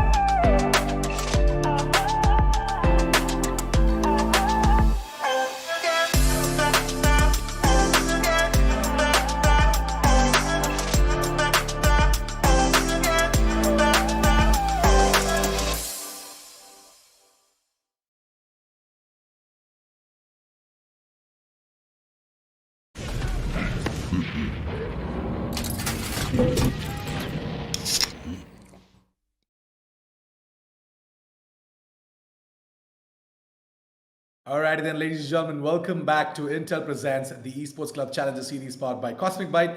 I'm your coach Assassin47. On the desk with me is Kirito, and we are all set and ready to dive straight in over towards map number 2 of this upper bracket quarterfinal best of 3 matchup between FS Esports and Alter Ego. Alter Ego successfully took the map of Icebox. Let's move over towards the map veto, by the way, and take a quick look as to what exactly happened till now. So we got done with the map of Icebox. Alter Ego won it out 13-3 fair and square. Now we're moving over towards the map of Ascent. This is going to be map number 2 picked by FS Esports. Alter Ego is going to be starting off on the defense of that map. And once again, I believe that the side of FS Esports, if they're not ready, I mean, they should have a game plan, Kirito. Because if they don't, then it's going to be a tragedy for them as they are going to be pushed down onto the lower brackets. Yeah, indeed. There are a lot of things that need to go right for the side of FS right now, and obviously their mental game is top priority for me, because after a loss like that, where a lot of rounds were really close for them, but I've got to say that Alter Ego really came out on top from both a point of gunfights and a little bit of strategy as well. FS just couldn't find a counter to that hyper aggressive playstyle that Alter Ego came up with. And not just that, Alter Ego don't only just have that aggression, they have so much more going for them as well. They have a good read on how the side of FS like to play. They're able to, you know, change up the strats on the fly during the heat of the match. And I mean, basically they're a pretty solid team, but FS, they definitely have a lot of factors they need to work on, especially considering their own gunfights against the side of Alter Ego. But with that being said, they are going to be moving into their own home ground, that is Ascent. And with that in mind, I believe that FS, they should have some more confidence going in to this next map up, because confidence is going to be a big factor here. They definitely lost that last match in a really bad way, and they cannot let that map affect them now as they're moving into the second one, because having that mental toll on you will definitely affect your gameplay. And right now there is no room for mistakes. One loss and we're going to be going down to the lower brackets, and that is something they want to avoid. So for that reason, they're going to have to play with a fresh mind. Reset button needs to be pressed, and they need to be in the best possible mentality to go into this next map. Absolutely. I agree to you on this, because the side of FS Esports, they can't carry forward the burden of Icebox. They absolutely cannot carry that emotion into the map of Ascent. They need to reset themselves. They need to start afresh. And they just need to move on from the fact that they lost the map of Icebox. It's completely fine. It happens. Giving away one map is no problem. We still have 2 more. If in case you win the map of Ascent, we are going to be going in towards the map of Split as well. So FS Esports, a lot relies on the map of Ascent now, and hopefully they have a game plan against the side of Alter Ego. Now that they know how Alter Ego love to play on the map of Icebox, it should pretty much be ideal or equal onto the map of Ascent as well, except for, of course, the agent selection, which is going to be a little bit different based on the map of Ascent. So yeah, I believe overall the entire playstyle should be a lot similar compared to the side of Icebox. So hopefully Alter Ego, well, they shouldn't have a sweat against the side of FS Esports moving into the map of Ascent. But FS Esports, on the other hand, I believe they are going to have that tension that is going to be brewing up as we move over towards the map of Ascent, but hopefully it just doesn't get on their nerves. Yeah, indeed. That is what we're hoping for. But other than that, the agent selections. Last match we had the double initiator, sorry, the double sentinel and the double duelist working for either side. But now I believe the double initiator should be taking a lot more priority, because information is going to be really important on this map of Ascent, especially while the attackers, they can really easily sort of hit a site and maybe just fall back and disappear. So rotations are a lot more easier on Ascent than on Icebox. So that information on where the agents are, that can only be provided by maybe a Sova, maybe even a Sky. Some Cypher utility is as well, it can be used. But overall, I prefer to have that Sky and the Sova on the agent selection. Other than that, maybe they can go for an Astra and a Killjoy combination. Those 2 agents really work well together if they can communicate really well. So that is sort of the meta I'm hoping for, that the both sides are going to be going for. So I don't think that the utility and the agent selection is going to be that much of a factor, because in Ascent, that is the pretty much the bare minimum a lot of teams like to go for. It's all going to come down to how these gunfights and executions happen each and every round, which team is going to be winning that round. Because right now, the amount of rounds you have the lead for is definitely going to be helping you shape the play style of play you're going for in this matchup. And right now, I believe FS, they want to have that early lead, just like the side of Alter Ego had on the first map. They want to make sure they go to that maybe a 5-1, 5-2 scoreline early on, possibly a 5-0 scoreline early on. That will definitely help their mental quite a bit and help them persevere through the matchup. Absolutely. So I believe as of the side of Alter Ego, we are going to be seeing them getting ready as well. Now, you guys might be wondering why we aren't starting with the game. There's a little bit of a disconnect coming out from the side of FS Esports. One of the players has got an internet failure, I guess. Okay, never mind. His internet died. So we're going to be waiting for him to join back. And once he is going to be back in the lobby, we are going to be going live with the match as well. And there you go. We have got him back into the server, and we are going to be jumping into the game in about 30 seconds as well. But okay, before we jump in over to the map of Ascent, Kirito, quick predictions. What do you think is going to be the outcome of the map of Ascent? Well, it's all going to come down to really the first few rounds to be able to have a solid prediction and who's feeling the game, who's not really feeling the game early on. That's the fun If part, right? it is like like if the first map didn't really happen, I would definitely try and go for maybe FS. It's gonna be a close one, I believe, but FS might come out on top because it is their map pick. They have played on this map a lot before and they've beaten a lot of team on this before, so I might go for them. But they are coming out of a 13-3 loss, isn't it? And Alter Ego, they're definitely on an all-time high after a really good map from them. Their aims were snappy, their reads were good, everything was working really well for them. So it's hard to predict. I still want to go for FS because I still want to see that third map coming in. I want to see these two teams fight out on split. But again, it's anybody's game right now. It's all going to come down to who has the first few round wins and who has the best confidence state to get that snowball effect rolling. But we're going to be focusing on the agent selections now on, as we see both sides are going to be going for their picks, and looks like it's going to be the double initiator that I was talking about. Alter Ego going for a Sova, but instead of a Sky, they're going to be going for a KO that's on Preston. And meanwhile, Nats is going to be playing the Killjoy, and Julio is going to be playing the Astra, and Delb is going to be going for the Jet as usual. Meanwhile, FS Dominic has locked in that Astra. Cactus is going to be playing the Jet as usual. Cortez is actually going for the Arena, so a double duelist is going to be coming in for FS. Looks like they want to go on the offensive right now, and I believe Edshot should be going for a Killjoy, but let's see what's going to happen. Absolutely. I mean, I believe the side of Headshot should be going in for a Killjoy. But yeah, don't tell me he's AFK. Or Select could your disconnect. agent. We don't know, but that should be the lineup. That should be the possible lineup. A Killjoy and an Astra would be ideal for the set of FS. Looks like a disconnect has happened, but we're going to be, I mean, based on this selection that has already happened, I think it should be the Killjoy pick coming in from them. So it's a double duelist lineup from FS, I believe, but I'm not really sure what I want to think about that. Ascent does have a big part of the gunplay is a big part of this map, but do you really want to focus on double duelists? I mean, it's gonna be down to them how exactly they are gonna. 1 second. Oh my god, they have a power cut now. Well, unfortunate scenes coming out from the side of FS Esports, but No. yeah, I mean, hopefully, the players' power comes back on time, and we are gonna be resuming with the game as well.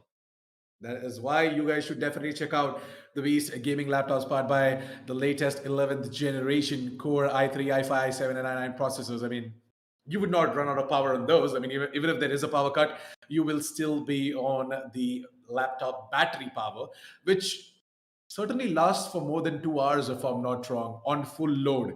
And it is a big thing, by the way, to last more than 2 hours. I mean, you can play like what? A match of Valorant lasts max to max 45 About 40 minutes. minutes, yeah. So you can easily play like 2 ranked games or 2 competitive games or stuff like that. So yeah, I mean, like it's pretty damn good that that these players do get their hands on these latest gaming powered laptops. I mean, gaming laptops powered by Intel. But Yeah, yeah, 1 second.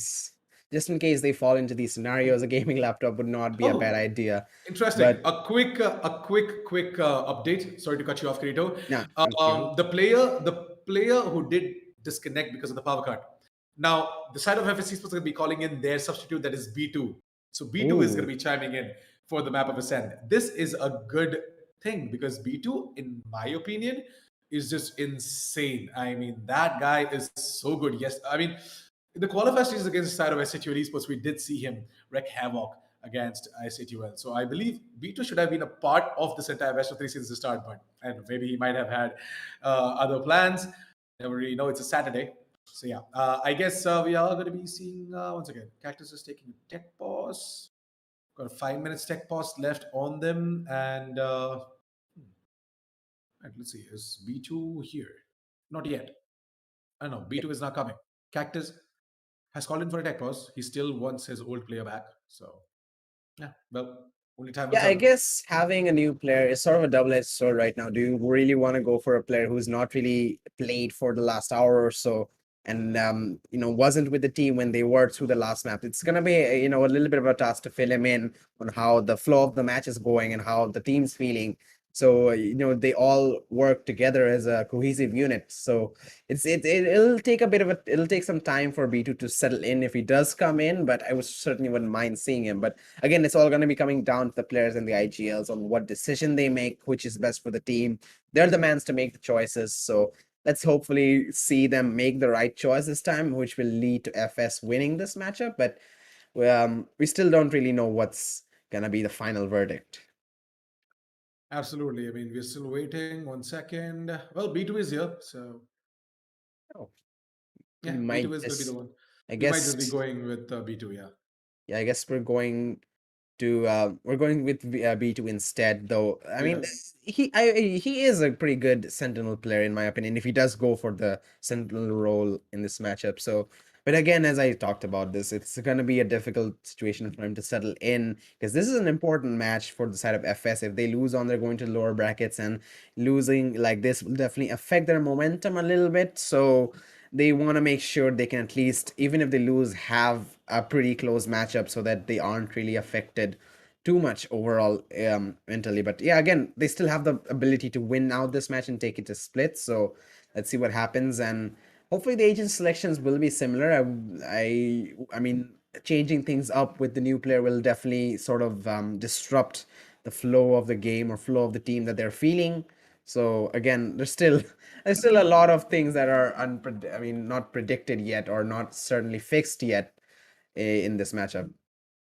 Absolutely. We've got B2 in. We are going to be starting in about a minute, guys. And as soon as we are ready, we are going to be jumping straight in over towards the match of Ascent as well. I know you guys might be thinking that, it's always like the matches get delayed. It just starts late. It's esports clubs' fault. It's not. Like, trust me, it's not. We always tend to have these delays because of players having tech issues or internet disconnects. So yeah, I mean, this is exactly why, I time and time again do tend to remind all of the audience and, upcoming professional players as well to just invest in towards all of these backup because you really need it. Now that we have gone into an era where, we've got the pandemic hitting us as well, everything has gone online, Kirito. It's very important to Yes. have power backup and internet backup because all of the matches are happening online. LAN events still are going to take a lot of time. And yeah, I mean, till the pandemic clears out and everything switches back to LAN, it is going to be happening online. And you absolutely cannot afford to disconnect during a very important tournament game because a lot relies on you as a player. Because one player has a tech issue, he disconnects, the entire team's morale goes down. They start panicking. And in turn, it just turns out to be quite a drama altogether where they just start losing rounds, which they were not supposed to. And it just leads to a chaos. So, as professionals, it's our duty to just go ahead and invest in over towards a power backup and internet backup because these sort of things can actually affect your entire run in the tournament. And if you, as a professional, pursuing the career of esports, it's very important for you to not mess this very important platform or this very important opportunity. So everything relies on this particular matchup for the side of FS Esports, and everything needs to be on point for them to win against Sarah Walter Ego on the map of Ascent. The match is ready. We're going to be jumping straight in over towards the map of Ascent now. Yeah, the agent selections are going to be coming in. Looks like all three are going for the same one as before. We're going to see Kush playing the Sova, Preston's going to be on the KO, and Delb is going to be on the Jet. And Nats and Uli are going to be picking the Killjoy and Astra respectively. Meanwhile, on the opposition of FS, we are going to see the double duelist coming, and oh, looks like it's going to be a bit of a shift. B2 is going to be actually going for the duelist. He's going to be on the Reyna, so will Cactus on the Jet. Cole's going to be on the Sova, and Dominic on the Viper. Sorry, not the Viper, it's the Astra. Sorry for the confusion, but Cortez, he's going to be playing the Killjoy. It is the same lineup, but I believe the agents have been sort of flipped up. I believe I don't think anybody was playing the Killjoy before. I think the Reyna was being played by Cortez, if I'm not wrong. But regardless, we have the selections. It is not what I thought it would be, but again, it's still viable. Ascent is still a pretty good map for the double duelist, and it's all going to come down to if Cortez and B2 can live up to that duelist name and get some entry frags done for the team, help them out aggressively and help them out get into the side on the half of the attack and even on the half of defense as well. The retakes are going to be dependent on them and on the initiator's utility, so a lot of factors that the side of FS need to worry about, but hopefully they will be, considering this is their map pick. They should be aware of all these issues. They should be ready with whatever the side of Alter Ego have to throw at them. But now with the fact that they are on the attack for the first half and they have this aggressive agent selection, they might have that early advantage of getting a better score line in the initial stages of this matchup. Absolutely. The agent selection looks really good. And I believe the side of FS Esports, again, a good decision for them to go in for that that two duelist setup, because B2, I believe, is by far a really, really good Reyna player. And just couple him up with Cactus, these guys can just be unstoppable, and they need this aggression right now on the map of Ascent. They need this. And I believe so the side of Alter Ego going in for that single duelist setup might be just because of the fact that they're starting off on the defense of the map of Ascent as well. So all in all, looks like that Alter Ego and FS Esports both have thought about their agents and they know what they're supposed to do. They are all ready. We are ready. Let's just jump straight into the game as well, as soon as it is going to be ready as well. We are going to be seeing a little bit of a pause, I guess. Let me just quickly check. Yeah, there is a little bit of a pause. Kohli has a bit of a tech issue with his camera, so we are getting that fixed. And once that is going to be ready, we are going to be jumping straight in towards the game as well. But Kirito, I want to tell you this. The side of FS Esports, what do you think? Are we going to be seeing them go completely, W gaming onto the side of Alter Ego? Or are we going to be seeing a passive-aggressive approach coming out from them? I definitely want to see both, if I'm being honest. I mean, W King is definitely a better option over here, viable option, because they have the double duelist setup and some really aggressive players on those duelists. So if they can get into the side, start getting those aggressive fights in, if the same support is given from the teammates, that's a really good option. That's the really good way for them to get into the side and do a lot of damage while getting in too. But also having that passive approach will definitely help out, finding those picks and slowly weakening out the defense. And in that scenario, Alter Ego, they're going to have to make a lot of decisions with only maybe 3 players or 4 players that you would prefer to have 5. So with that said, I think a mix of both will definitely, keep the side of Alter Ego on their toes, and they might find a lot more openings if Alter Ego keep guessing the strategies, keep second guessing their own strategies. Are we doing the right thing? Are they really going to be going for a passive approach this round, or are they going for that super aggressive one? So there are a lot of ways FS can play this, but I really want to see that change in the strategy. I want to see that diversity. If they keep rotating around the map, if they keep hitting different kind of sites, different approaches to hitting those sites, I feel like Alter Ego will have a hard time actually coming to a proper game plan in this matchup. So yeah, I believe that the side of Alter Ego, they should pretty much be absolutely ready for whatever's going to be thrown at them by the side of FS Esports and FS Esports. I think so that we are going to be seeing them try and go in for that passive aggressive approach for the start at least, and then maybe just go full gears towards the mid of the first half. But it's going to be down to how exactly they are going to be making these executes happen. Should pretty much be an A hit for round number 1. That is a pitch round. That is sort of that track record. I believe going to be hitting the A side as well, but only time will tell. For now, though, Kirito, predictions for the map of Ascent in terms of score. What do you think? It's gonna be close either ways, and again, I want to see the first couple of rounds initially to see how each and every team is feeling. But if I really had to pick a scoreline, I would love to see FS sort of pull through. It's still gonna be close. I believe maybe a 13-10 to a 13-9 scoreline in favor of FS, but again, that might change based on how the match begins and who actually takes a lot of momentum or starts the snowball effect in the initial stages. So, but if I had to pick, I'd go with maybe a 13-10 in favor of FS. But again, it could be wrong. I just want to point that out. I just want to make sure people know that okay, I'm not guaranteeing their victory here, guys. Yeah, I mean, see, it's completely up to the players and their decision making as well. We as casters, it's a job to make the predictions, and I believe the side of Alter Ego should win 13-10. That is something that I'm thinking, that Alter Ego is going to take the map of Ascent as well, 13-10. But let's see. The side of FS Esports, they have my full support, and I want them to take us to map of Split.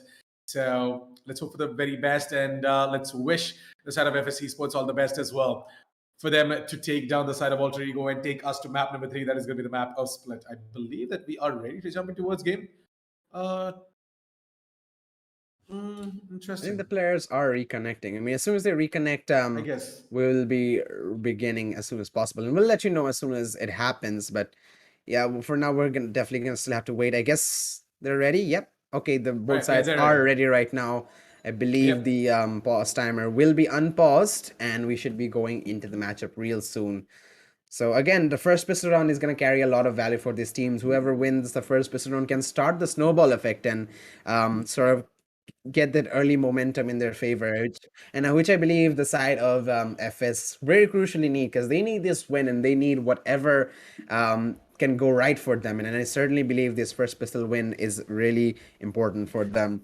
So that's definitely what they're looking for. But looks like Alter Ego, they have a pretty decent read already. They're going to be focusing 3 players on this A site, and A site is, I believe, the first point of contact for FS. That's the first site they want to focus on and try and execute. Well, it's time for us to start with this matchup now. Match has been unpaused, ladies and gentlemen. It's now or never. Do or die for the side of FS Esports. I was almost about to say Force One. I don't know why. Well, the hype's just insane. You know, Yeah, I and mean, then really the good. hype is insane, and I don't know what's up though. But anyways, guys, FS Esports. Gonna be seeing Cortez go ahead and take care of Delb, who was trying to come in with a little bit of aggression from the B mains area. Julio is gonna go ahead and smoke off the B mains. That's good. Got Adrian King right here on the KO.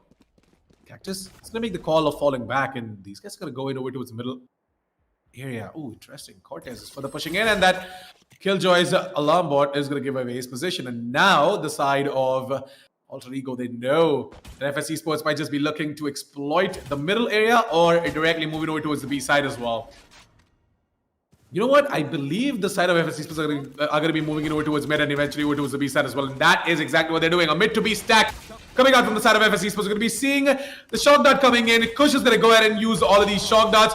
Go ahead and take care of Dominic, maybe? Nah, not happening. It is going to be Adrian King to do that instead. Adrian King gets another one through the smoke, and we're going to be seeing Adrian King W gaming on towards the side of FS Esports, and that's a quad, maybe an ace.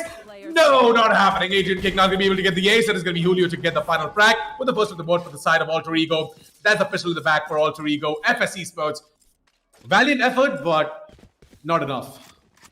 What was that push coming out from him there, by the way? I mean, he immediately got 2 frags on from that CT position. One through the smoke on the switch, by the way, which was actually insane. And then he just walks through the smoke, crosses that Killjoy turret. I'm like, okay, he's gonna stop and try and destroy this, right? Because this is affecting his team. This is disrupting his team's ability to retake into the site. So he's gonna destroy that, right? No, he just walks right past it. He doesn't care about that. He's going in for the frag, gets a couple more, almost an ace, but just not enough. But regardless, his team won out that round, and it's definitely what they wanted to have at the start of this matchup. And with these better weapons, the Spectres, they can take these gunfights so much more better and so much more easier. B2 is going to be the first one to fall on the arena. He was lurking down in that B main area. Preston, he's going to be pushing in. Nice flash coming out. He's going to find a double kill over there near the tree area. End up following third with the jumping classic. This man is just on another level in this match. He's been coming alive so easily. Cortez, though, still alive, trying to get something to happen, but nothing is going to work in his favor except for that one frag. It's going to be a 2-0 scoreline coming early on, and looks like I wanted the snowball effect to go for FS, but Alter Ego, I mean, they're just gunning ahead right now, double kicking their way all the way to the end. Absolutely, man. I mean, who would have thought? Is this W Gaming coming out from the side of Alter Ego? I mean, we were expecting them to have a passive approach on their defense, but looks like that they're confident enough to go ahead and take care of the side of FS Esports. Wow, Del aggressively pushing down towards that mid. Kush was right behind him, but as Del unable to get a frag, unable to make something happen, he's gonna have to fall back. An early disadvantage for the side of Alter Ego. This is again the buy round for the side of FS. They have rifles. Meanwhile, the side of Alter Ego, they're going to be playing the bonus weapons. Actually, even a Sheriff is going to be being played by Julio. Keep in mind, KO, Preston, he's already on 7 frags. It's been 2 rounds, Assassin. This man is just popping off like a mad lad. And he's still in this matchup. He can try and add some more to that kill feed. He even has the ultimate already on the 2nd round. It looks like FS, they're trying to come to him. They're trying to execute this A side, and that's exactly where he is. The gravitational well comes in to try and disrupt the side push, but Cactus with a jet dash pushes in, but Julio, the Sheriff, comes in handy for him. He's going to get 1 frag, and there we go. Preston goes to work. He's going to find 1. B2 with a quick trade, but the side execution is disrupted. It's still a 2 versus 3. Still man advantage in favor of FS. They can still try and bulldoze their way in. And it's all down to this one player onto Nats with the Killjoy. Has a Spectre. The door is locked. He's going to try and break through that. 6 bullets in hand. I believe Cortez just be able to get that frag on towards Nats as well. But ooh, Nats is going to go ahead and put down that nanoswarm grenade in order to stop Cortez from peeking out. The rest of the 2 players are going to take care of Nats, and with that, the first on the board for the side of FS Esports. So FS Esports, with their full buy round, managed to take the round into their favor. Now, as we move on towards round number 4, we're going to be seeing the side of Alter Ego still having a buy. And it's thanks to them winning 2 rounds and also making sure that they take down 2 players from the side of FS Esports in the previous round. So they're going to be settling for half shields and phantoms and guardians. It's still not a bad armory, though. They can still do a lot of damage with this. Meanwhile, Cactus sees 1 away from the Bladestorm. I believe his team is trying to recover this A-main orb to try and get the Bladestorms active to him. I believe going for that B-main one would be a lot better, because that is a lot more easier to approach for the attackers. But with Del pushed back, they can try and go for this, but still they know that the Bladestorms are required by the side of FS, so they're trying to fight for this. Cortez, though, gets the frag onto Nats. Opens up the B side, actually disables all those kill utilities, and he's just walking into the B side. Cactus immediately right clicks away on with his base stone, misses all the shots, and he has to get away now. That was a really close encounter. Almost loses his life there, but the bomb plant is going down in the B site. And now these 2 players from FS require backup to try and defend this spike. So the side of FS Esports, they've got the B side control. They're going to plant the spike. And they're going to take away the 2nd round on the board as well. The side of Alter Ego, they're going in for a safe creator. And I believe that is the ideal decision to be made. I mean, they should have a chance at taking the 3rd round on the board for themselves if they do tend to save up these weapons. But if they don't, they're going for the retake, they're going to fail, and of course, they're going to lose all their weapons, and with that, the money as well. Yeah, all 5 players from the side of FS being able to save their money, and well, overall 9 players actually came out alive on that round, so you don't really see that, do you? Like 9 players still alive after the end of a round. But yeah, we're going to be seeing that happen here, and looks like the economy is going to be a pretty big priority for either sides to try and maintain. Alter Ego, they do sacrifice a round, but their economy is going to be a bit more stable. It's not the perfect scenario yet for them, but they can at least still go for the buys again to try and keep that lead in their favor. FS do win that, but they have not got the lead by any means. They are still on equal terms, so either side is still fighting for that early lead, fighting for that snowball effect. Let's see who's going to be taking it home. B2 trying to go up on top of that ledge in A main. There is a player right to his right. 2 players actually. It's going to be Julio and Delb holding on, waiting for any signs of action. And that action might be the Sova drone. Here we go. B2 trying to go for the peak. Not working out. So will Cactus losing his life to Julio. And this time the aggression comes in from Alter Ego. They're pushing in. And Kohli reads that beautifully. Gets one, gets two as well. There is still one more player. Shock darts are going to be coming out. Not finding them. As Julio realizes maybe going for that push with the Guardian is not the best idea. Meanwhile, FS though, Cortez, he has lurked all the way down mid. And Alter Ego don't know this, I believe. This could do some serious damage. But Julio takes down Kohli. It's a 2 versus 3 scenario. And oh no, Cortez not finding a frag there. Now he's in a picky scenario. He needs to make something happen. Surrounded from both sides. What's he gonna do? It's all on to Dominic. 30 seconds left. Kush slowly trying to move in alongside Julio. I mean, in a 2 versus 1 situation, they should easily win this out Spike planted. if they don't give individual one-on-ones to Dominic. I mean, I love what Kush is doing right now, buying time for Julio to get in position. And Dominic, as soon as he's going to try and peek out, we're going to be seeing the side of Julio coming in from the beam. He's going to take down Dominic. This is perfect. Experience diff right now coming out from the side of Alter Ego. Yeah, I mean... Dominic had a good plan though. Like if he was able to lurk out to that B main, if Dominic had a great plan, not gonna lie. But if Julio wasn't there, that could have been a big way to confuse the player. So it's not even, it's not even Julio's fault, to be time. honest. I mean, in a 1 versus 2 situation, when you're at a man disadvantage, it becomes really extremely difficult for the guy who is in a man disadvantage to just predict where the players are. But it's okay. Yeah.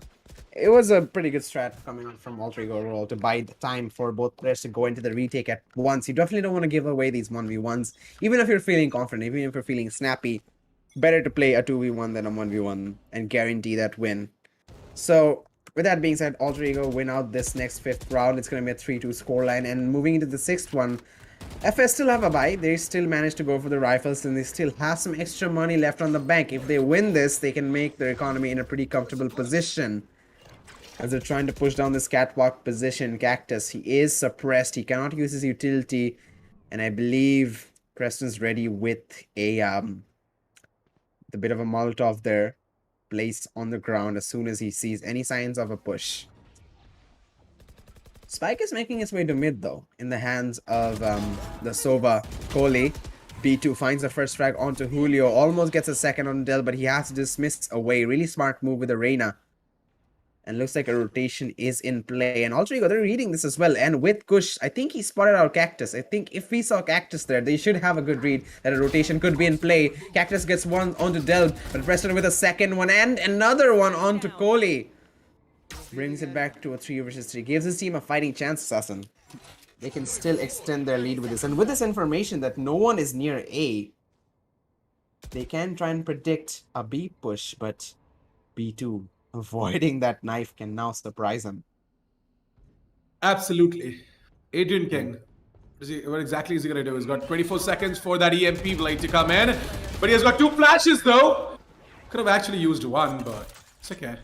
Pride. FS Esports take round number 3. And this is going extremely close. And I love this. Yeah. It's going to be an intense match to the very end. Both sides giving it their all. Because you don't, I mean, again, Alter Ego want to keep this match. I mean, usually if you were on there and you're like, okay, we won 1 match, we're feeling good, aim's good, everything's going good. It's okay if we lose this one. But no, they're trying to finish things off early on and trying to make this a 2-0. And I love that confidence. But again, that takes a toll on you based on your energy. Like, if you try so hard on the second map, if this goes to a 3rd, you might not have enough physical ability left in you to play the next to its fullest potential. But again, FS as well, they're not leaving any stone unturned and they are not giving out any signs to the side of Alter Ego. They're gonna try and push this B side with all they have, but for now, good denial coming in from the side of Alter Ego. Again, this is an ego for them. Adrian King's the only one with a Phantom or with a better weapon, but still FS give them the respect of not going into the side despite knowing they could probably outgun them. Right here. Well, the side of FS Esports What are they going to do next? I mean, B2 is finding information. He's got the Empress activated as well. I believe the side of Alter Ego should have a read at this, and Adrian King is already making the rotation back over towards the A side. So, and this is going to be that split approach coming out from the side of FS Esports. Cortez is the only player who's going to be acting as a lurk or a distraction over towards the B 30 side. seconds left. He's also going to slowly make his way back towards A, but yeah, it's going to be down to Julio. This is a quite bad a lot read. here. Yeah. Alter Ego, all of them were in B. I don't know why Adrian King went back over towards a different side spawn, but hey, it's okay. It's nothing but an eco for them, right? So they're gonna have to try and possibly find a kill or two. That should be what their aim is. And yep, Kush gets a bit of a frag. There comes Adrian with the Phantom as well. He's done Kohli. Cactus finishes off Nats, who's the final player from the side of Alter Ego. Fourth on the board and the lead for the side of FS Esports for the very first time in this map. And yeah, it begins. Yeah, I mean, still decent eco from Alter Ego, though they managed to take down 2 players, so they can at least get some money on the board. I believe denying the spike plant would have been a lot better as well, but for now, that's what they're going to be working with, and they can still afford rifles, so yeah, they are still very much within that equalization range, and they can still make this a 4-4 with these weapons, and their aim is feeling it as well. I mean, look at Adrian King, he's already on 12 and 5. If he can keep fragging out like this, and if the rest of his team can play on the same pace as him, we might see a really different sort of map coming early on. For now, looks like it's a catwalk approach. Delb has heard the noise being made. He has Adrian King to support him as well. Here comes a drone from FS. Cactus is going to be pushing right behind that, but the entry has been denied. Ooh, Delb barely alive. Shock darts connect and bring him down to 8 HP. Cortez pushing down mid. Alarmbot will give his position away, but he has 2 players with him. Only Cactus spotted out. They don't know one more player's there, so they can try and exploit this lack of information. Cortez is falling back alongside Cactus, and I guess that is the right decision to make here because they know middle is going to be a little bit of a problematic stage at this point. So it's better for them, but no. There is Nats as well who's pushing over towards the B main, so yeah, this is going to crunch down to the B side for the side of FS Esports. They are moving over towards B. They don't have time for a rotation. They But need to the make this hit down. yeah, I mean, Alter Ego, 30 look at this, seconds 4 left. players just closer towards the A side. And it's finally time for them to rotate. Nats is going to hear all the players on the side of FS Esports rushing straight in over towards the B side. All he has to do is just buy time, and it's going to be Nats's Nanoswarm to take down Cactus, who was pretty down low. Nats not going to be able to One get more. more than one, as it is going to be Adrian King to quickly make his way in over towards the switch Oh, if position. he crosses, gets hit by the bot. Yeah, he's gonna gonna get taken die. down. He needs to He's be gonna get careful. taken down. He's not even gonna hear out the turret here.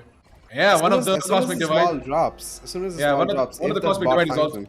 Yeah, one of the cosmic divide is already gonna be going down. It's gonna be time for Kohli to swing out wide right about now. But doesn't matter. Kush is gonna be the one to go ahead and do that, and he's gonna get taken down. Julio knows where exactly Kush is. So first of all, he's gonna take down Kohli. There you go. Kohli goes down. There comes multiple abilities coming out from the Astra. You'll be seeing the Gravity Well as well as the Concass, and Adrian and Julio, both of them. Going to get taken down by Cortez and Dominic. A little play coming out from the side of FS Esports, and somehow they pull it off. So, yep, FS Esports got the 5th of the board, and things are looking really good, and it's putting up a smile on everyone's face right now, Kirito. Yeah, indeed. I would be happy with the round as well. They explored multiple avenues. This is the kind of play that I really love to see. They tried to push that A side. They fell back, pushing mid, and doing some damage to the utility, doing some damage to the players, getting a couple of picks here and there, and in the end, pushing to the B side. And also, Alter Ego, they did have some trouble on reading that. So that's the kind of confusing mind games that I want to see. So Alter Ego, if they're kept on their toes, they're going to make a lot of mistakes, and that might disrupt a lot of these rounds for them. So right now they are on an eco, all pistols for them. Delv is going to be playing the Blade Storm, so that is one thing they need to worry about. But other than that, shouldn't be a difficult round for the side of FS. Again though, the amount of respect they're giving to Alter Ego, they know that they are on an eco. I mean, the only real obstacle here is Delv with the Blade Storm. Still, with 5 players pushing in, they can easily outgun them, yet they're not pushing in. But look at this positioning outside of A. Adrian King's pushed up all the way to A main, but does he check this angle? B2 checked it, but I guess he wasn't exactly predicting him to be there. He quickly flicked off that angle, and now realize that, okay, there's still a player there, tries to flick back, doesn't land the shot. But again, I guess it's going to be executed regardless. Cutting off noise from FS, and they're going to be trying to push in later on. That lockdown is going to be pushing all the players out of the side so they can easily walk in and get the bomb down. Cactus, the first one to push in, but Delb with the Blade Storm gets one onto Dominic.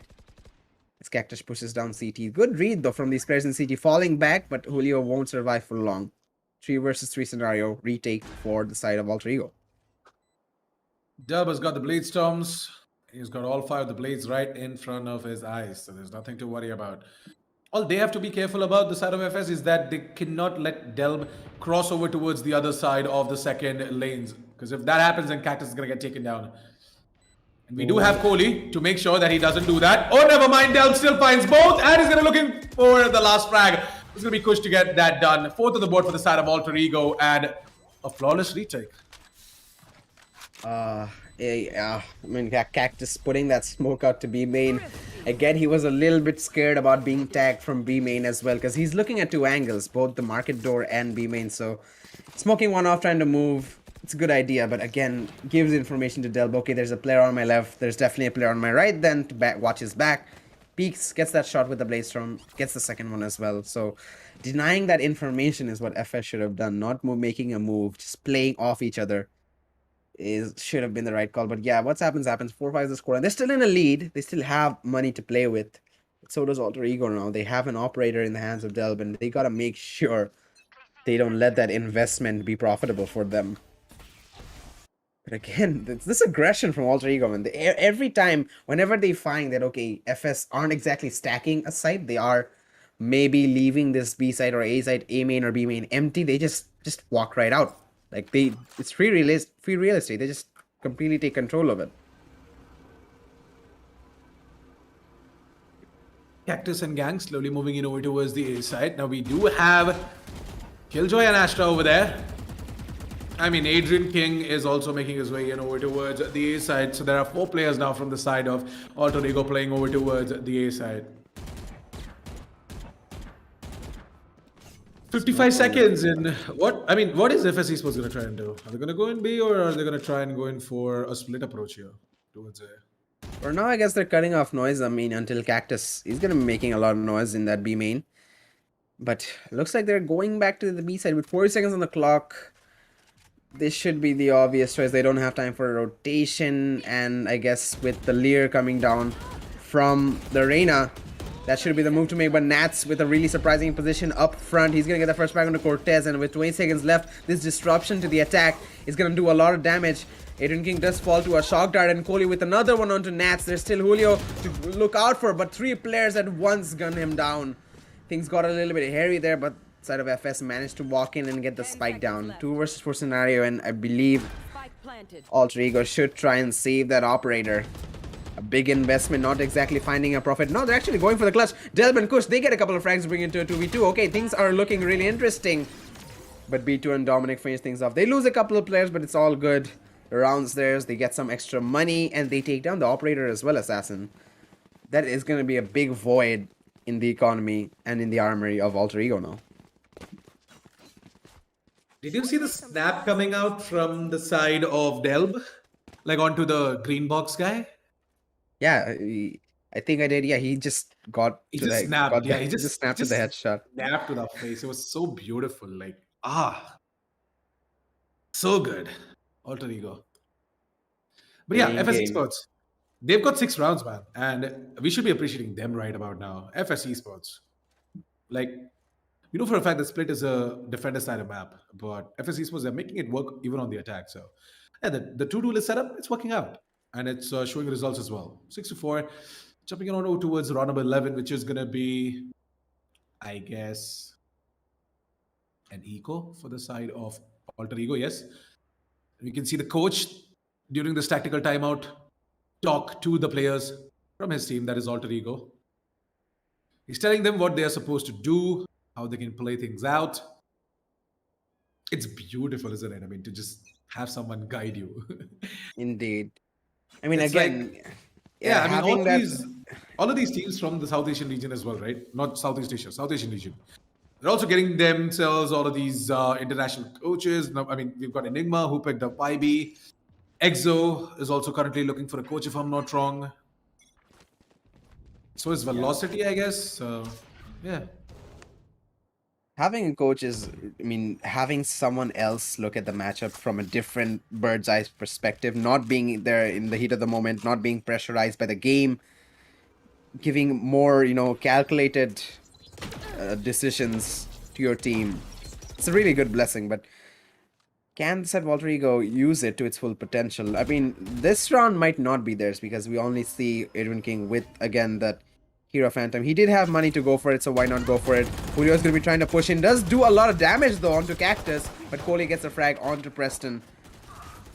Cortez with a follow-up onto Cushion. Kohli with the shock dart frag onto Julio. It's all falling apart in this round for the side of Alter Ego as one more fall. Nats taken down. Delb, final player in a flawless round for the side of FS. They're going to be fixating their lead in this first half. Last round before And the switch. in the second half, they are not going down at a disadvantage. The best side of Alter Ego can do is a 7-5. They do have a buy for that. And I believe it's still a 7-5 is solid scoreline for the side of Alter Ego. It's still very much within equalization range. If they can get that first pistol in, they can still very easily bring it to a 7-7 and then extend that lead overall. But still, a lot can happen in this one round. Just like I said, Kush with that clutch, that 1v4 clutch on Icebox, sort of affected the side of FS. Things like this, like that beautiful shot from B2. Cactus with another one can change the flow of the match so easily. Now the A side is very much open, Assassin. They can try and walk in if they want, but Killjoy utility is still there. Well, Kush, he's just waiting. He's waiting for Cactus to make a mistake. Cactus, one more step and you're dead. Kush, known as the clutch minister for the side of Alter Ego, has got an amazing aim to back that statement as well. I mean, Cactus, is he gonna aggress? I don't know. He's the only player holding on to this B main. Adrian King is making its way here. Wow. Spike down. Just like that, one singular spray down brings it to a 2 vs 2 scenario. Bladestorm is activated for Cactus, smoking everything out. He's still staying in B main.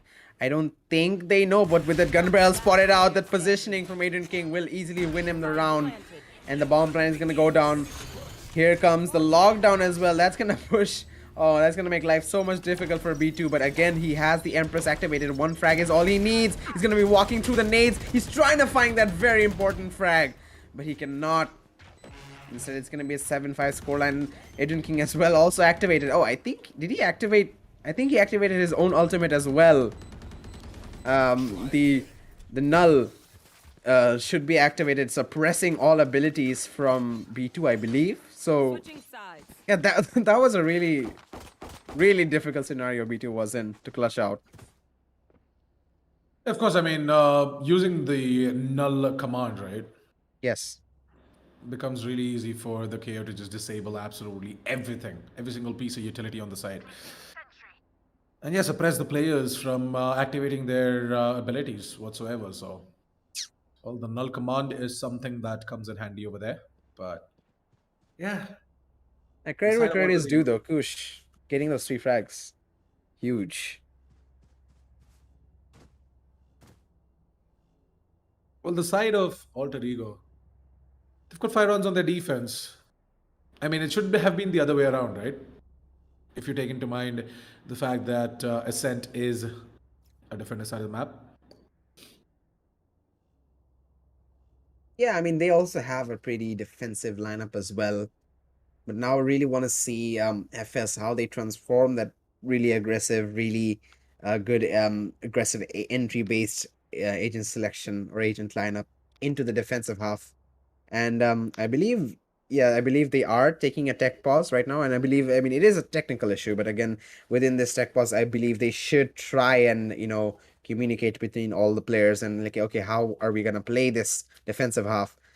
So a lot of the emphasis sort of falls onto the Sentinels and the controllers, doesn't it? They have a pretty good Killjoy and Astro combination, Cortez and Dominic.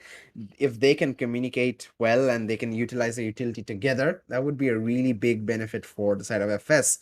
try and do the entry denial. Cole, yes, but he's fragging out well, but this is where his recons and his informations should be coming out on play on the retakes and to try and deny the entry. That information is going to be so much crucial, especially considering that they only have that one initiator. So they're going to have to make all that utility count for the side of FS. But with the pause timer being unpaused, we're going to be moving on to the second half, ladies and gentlemen. Let's see if FS can bring it home, finish things off to go to the third map. But looks like it's going to be the A side push for the first pistol round.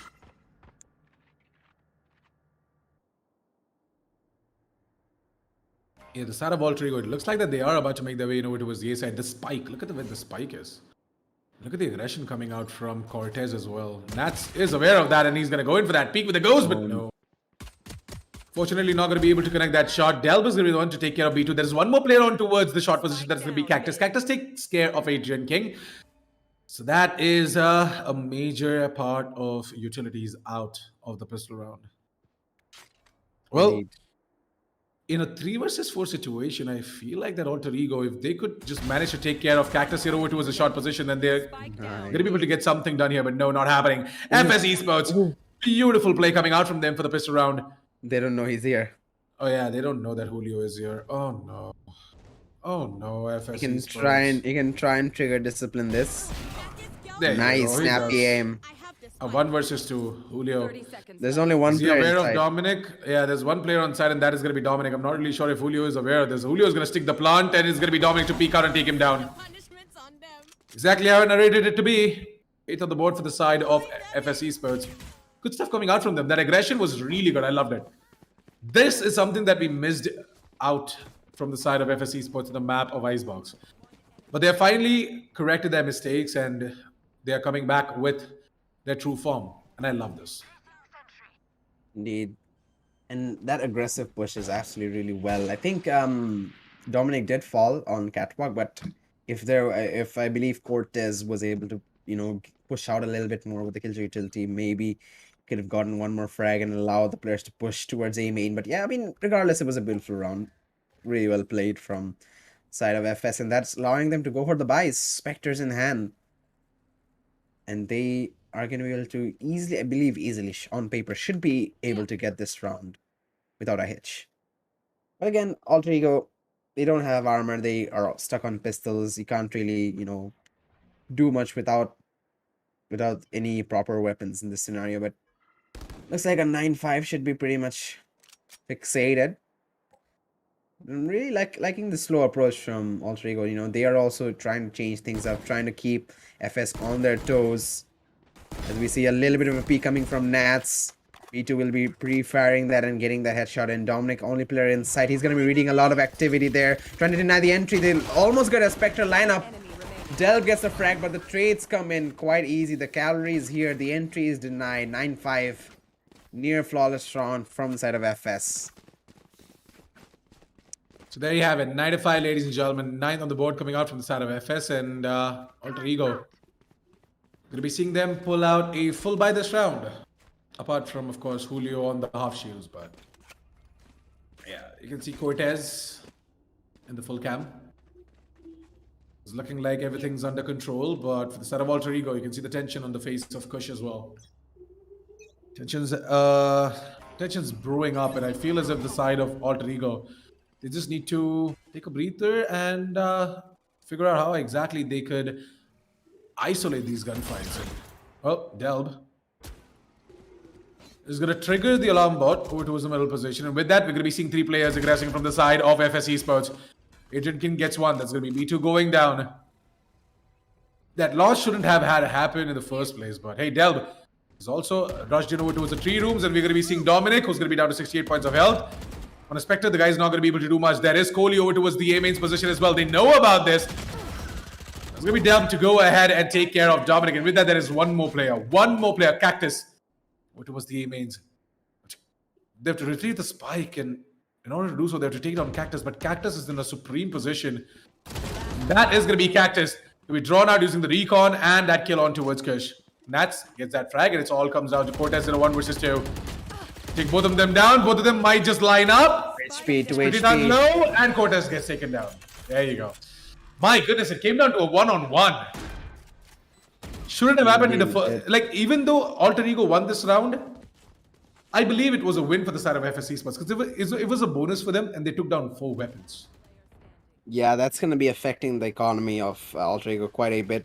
They can still go for some buys. They're still forcing through to some rifles, but they're going to be lacking some utilities, lacking some armor. And that's going to make things a little bit more easier for FS to win that next round, to take them down. As they can go for their own buys, as we see a bunch of rifles, even an Odin and an Operator for Cactus and Kohli.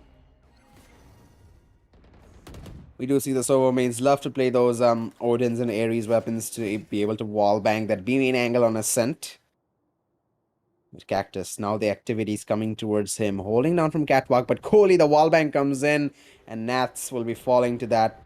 Here comes Cactus, the timing! Oh, he was holding that angle for so long. And the moment he wanted to push in, he'll be blades. The blade swords will be used to take him out. Unfortunate, but still it's a 4 versus 4 winnable for either sides. Cactus, I bet he wanted to use that Operator to his full potential. But again, with that information, I believe FS should realize that this could be an A push because of the rotation down mid. So a lot more pressure on B2 and Dominic now. And definitely need to step up. Alter Ego, they are going to go ahead and check all the corners right now. B2 is going to get ready. He's over towards the switch position. He's going to take down the side of Adrian King. Here comes B2, who's just going to immediately dismiss out of there. A 2 versus 3 situation. They can still pull this off. The side of Alter Ego, they need to have support at B2. You're going to be seeing him be in control of where exactly Kush is. Oh yeah, I mean, he does. Because Kush just took down Kohli and B2 got himself a quad that round. What a play coming out from B2. To just, branch into the double digits for the side of FS Esports. 10-6. Ladies and gentlemen, this is unreal. They pick up that Operator as well for Cactus. It is a big investment and he definitely needs to start, getting some profit out of it. But again, his team is backing him up. They're, helping him out in those rounds, helping him get that Operator back in his hands. So Cactus, he can still make an impact with that gun. For now. Oh, that was a close one. He almost died there. Dashes into his teammate, I believe.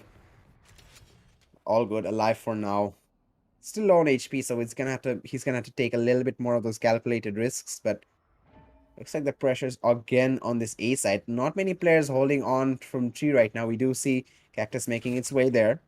Trying to provide some backup, trying to provide some information, but he doesn't have a dash this time, Assassin, so getting out of this position is going to be very much difficult. It's going to send a blind op shot in, not really finding it smart. B2 is going to be the one to get the frag onto Kush. Can he get a follow-up? No, the double P comes in and Delb. He's going to be able to trade him out. Hunter's Fury used up. He's going to try and dash into side, but Kohli! Hunter's Fury gets him.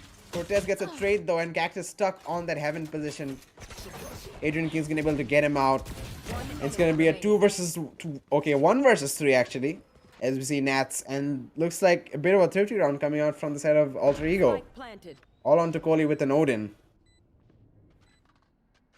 A 1 versus 3, all the rest of the 3 players from the side of Alter Ego have got their ultimates. They're on good HP, except for, of course, the Astra. Astra is bleeding quite heavily. So Kohli, he should have actually sent that recon inside of inside of the under rafters. Could actually be able to spam through the woodworks, but it's okay. He should know there are players there. I mean, 3 players alive. Somebody's definitely going to be there, but for now, they're going to have to fall back. Kohli as well. Doesn't want to lose that Odin. And it's going to be a 7-10.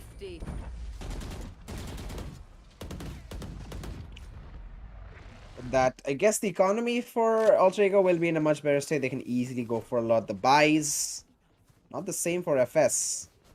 Losing all that round proved to be extremely expensive for them, and they're gonna have to go for a bit of an eco. The only proper weapon is in the hands of Kohli, the Odin, and even that weapon is very situational, hard to use whenever you want. So it's not gonna. I believe it's not really gonna be possible for them to win. Cactus does have the blade storm, so you can try and make something of that. But Del Walking in. Oh, they don't check Cortez.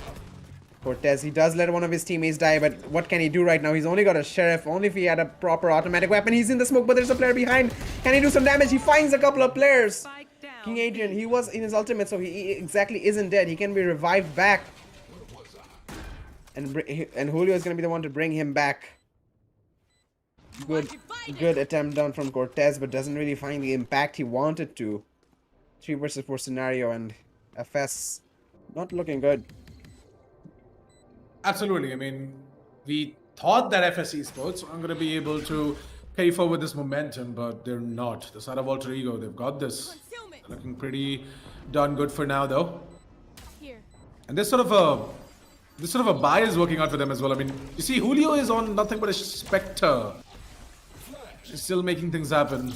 Well, Delb will get sucked into that gravity well. And I guess the side of FS Esports, their plan is to take out the entirety of Alter Ego and just damage the economy.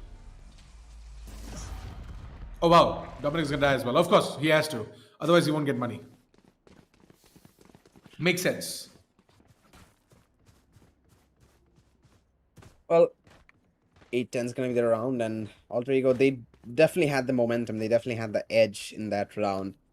And the economy as well to back things up. But for now, it's going to be FS with the better economy, and they can try and fight back. They are lacking armor a little bit. Cactus and B2, the duelists, going to be playing in half armor. I mean, B2 can try and get an overheal with the Rain abilities if he gets a frag, but Cactus needs to be a little bit more careful. He couldn't make that operator really valuable in those prior rounds, so I think it's better for him to stick with a rifle for now. It looks like Alter Ego, they're going to be trying to focus on that A side. The door's being closed and I believe will be broken immediately. Or not. Okay, they're going to be trying to isolate that mid area. Interesting approach from FS, but doesn't really matter. They are going to be trying to get entry into the A site from Alter Ego. All 5 players stacked right outside that A main. No one in catwalk at all. Some noise being made and the Killjoy lockdown being used. Nothing to really deny that. B2 is going to be popping the Rain Empress. I think he's going to be trying to push through. But the entry is being done. B2 is going to be falling back all the time. He could have actually gotten a frag there if he wanted to. But Nats and Kush, they do the entry and they are able to get those frags. 3 versus 5 scenario early on. And the post plant begins. That's right. It's time for the post plant. A 3 versus 5 retake for the side of FS Esports. And I believe the side of FS Esports, they have enough abilities in order to back this retake. But hey, I believe they should save. Their economy is not the best. Saving would not be a bad option. They're still trying to find some exits. They're still trying to get some picks here and there, but they are falling back in the end. Because I mean, if they try and go in for the save, right? Yeah, there you go. They're going for the save. See, if they save right about now, then they can just try and string together a buy for the rest of the 2 players, which can possibly result to them try and not let the side of Alter Ego tie things up on the scoreboard. Indeed. And 9-10 is going to be the scoreline. Again, Alter Ego, they're slowly bringing it back. They're 1 away from equalization. FS, because of that save, they can still get a decent buyout. And try and keep things in their favor. But, I mean, the snowball effect might be into play right now, Assassin. They can still try and equalize this because of the momentum they've built up. And if a 10-10, I wouldn't be surprised if a 10-10 happens, honestly, right now, because Alter Ego, they're looking really good. Their aim is, I mean, they have been slowing things down quite a bit, which is not like how they usually play, especially not like how they played in Icebox. But if they try and switch things up a little bit, maybe super aggressive plays right now would definitely catch FS off guard, because they are not properly equipped for this. The pace in the game has slowed down quite a bit, and if Alter Ego, you know, switches things up, it could be really interesting. But look at Cortez spamming through. He's gonna find a couple of kills, and already Alter Ego, their attempt at equalizing is crumbling apart. I did tell you. Nats. He's gonna be stealing all those weapons. It's a smart strat. I'm not really sure why he's doing that, but yeah. What? B2 was slow to react on that one. He should have gotten the frag. Drinking. I don't know what's happening here, honestly. Cactus is on the flank. He's gonna get a final frag. And it's gonna be an 11-9 scoreline coming in. FS, bring it back. It's gonna be... They're one away from match point. And they're that much closer to finishing things off to go to the third map.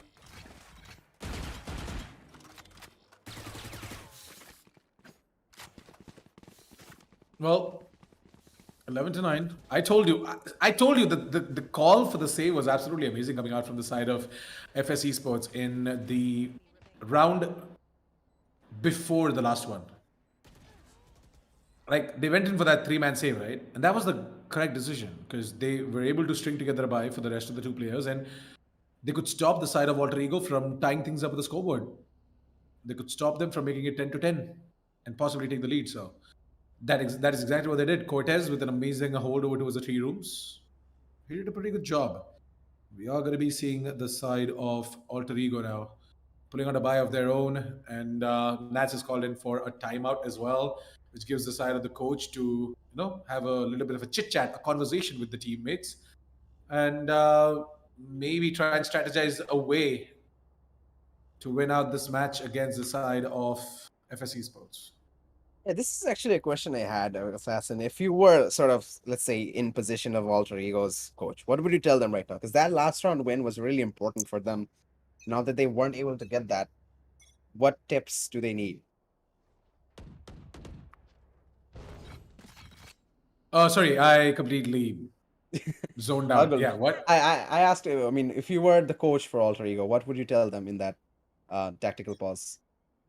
First off, they are lucky to not have me as a coach. And second of all, I would absolutely recommend them to try and, strategize their moving towards the side a little bit better instead of having a lot of casualties. So they can try and do that by gaining a lot of information. First of all, getting a lot of information is very important. So if you do remember the last round where they just moved in over towards the side, they did not have a lot of information while they tried to move in over towards the side. I mean, they knew that the side is empty, but again, Cortez just randomly spraying down, getting 2 frags. That was something that was not supposed to be there. And of course, getting to know and keeping in check the inventory of your opponents, what abilities they have. Is their ultimate ready? I mean, the Killjoy's ultimate was ready and, Killjoy just popped in that ultimate. Cactus came in with that backstab and he's absolutely bombarded the side of Alter Ego with tons and tons of firepower. So that is something that, you need to be very careful about as Alter Ego. You need to play a little bit more patient. You need to gain a lot of information and then make your way in over towards the side. Look at this. No information whatsoever. Like, you have no idea that Dominic is over towards that corner. And you just lose. That's a match point for the side of FS Esports right here. I don't think so Julio is going to be able to do this. Yeah, he's in a tough scenario, 1 versus 3, and he still has a spike, can try and go for the plant, try and bait out players, but also time is running out. 13 seconds on the clock. With that spray onto the Lear, they know exactly where he is, and Cactus just peeks out. 12-9, and looks like FS, they're gonna bring it back, and they should be able to bring it through to the third map. Economy as well for the side of Alter Ego isn't the best. They can go for the full buys, but again, some armor will be lacking, some utilities will be lacking, but they can, I mean, it's still not over. They can try and bring this close. It's gonna be difficult. Comebacks do happen, but I think they should try and look forward to the next map right now. And I feel like one of the main reasons, like obviously Ascent is a very, very aim-based map. Utilities and strategies have their parts to play, but overall it's more on the gunfights. And I feel like the aim that they displayed on the first map sort of disappeared. They aren't taking that aggressive gunfights. They aren't taking those aggressive plays like before. Instead, they are trying to play in a way more passive state. And that definitely didn't work out. And they weren't able to switch out in time as well. So, with that being said, they should try and focus on the next one. Here comes the flash down mid. B2 blinded. He's able to get a heal. And Cactus with another double. Kush gets a trade. Picks up the spike, but it's a 2 versus 3. 2 versus 2 actually. Ashkut gets a follow-up onto Cactus. Still winnable, but oh, look at this. Nats. He's gonna lurk his way through in front of Market. Goes for the peak, but the Odin. The Odin from Kohli. Nothing to deny that. Kush trying to make his way into the side of B. Gets 1. Dominic, is he gonna go for the peak? He could have just hit there.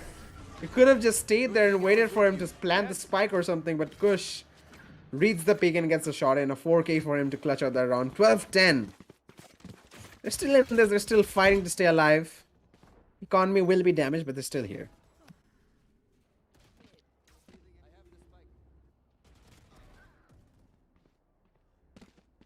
I mean, I'm speechless. I don't even know why the Ashtag went in for that pick. I mean, why?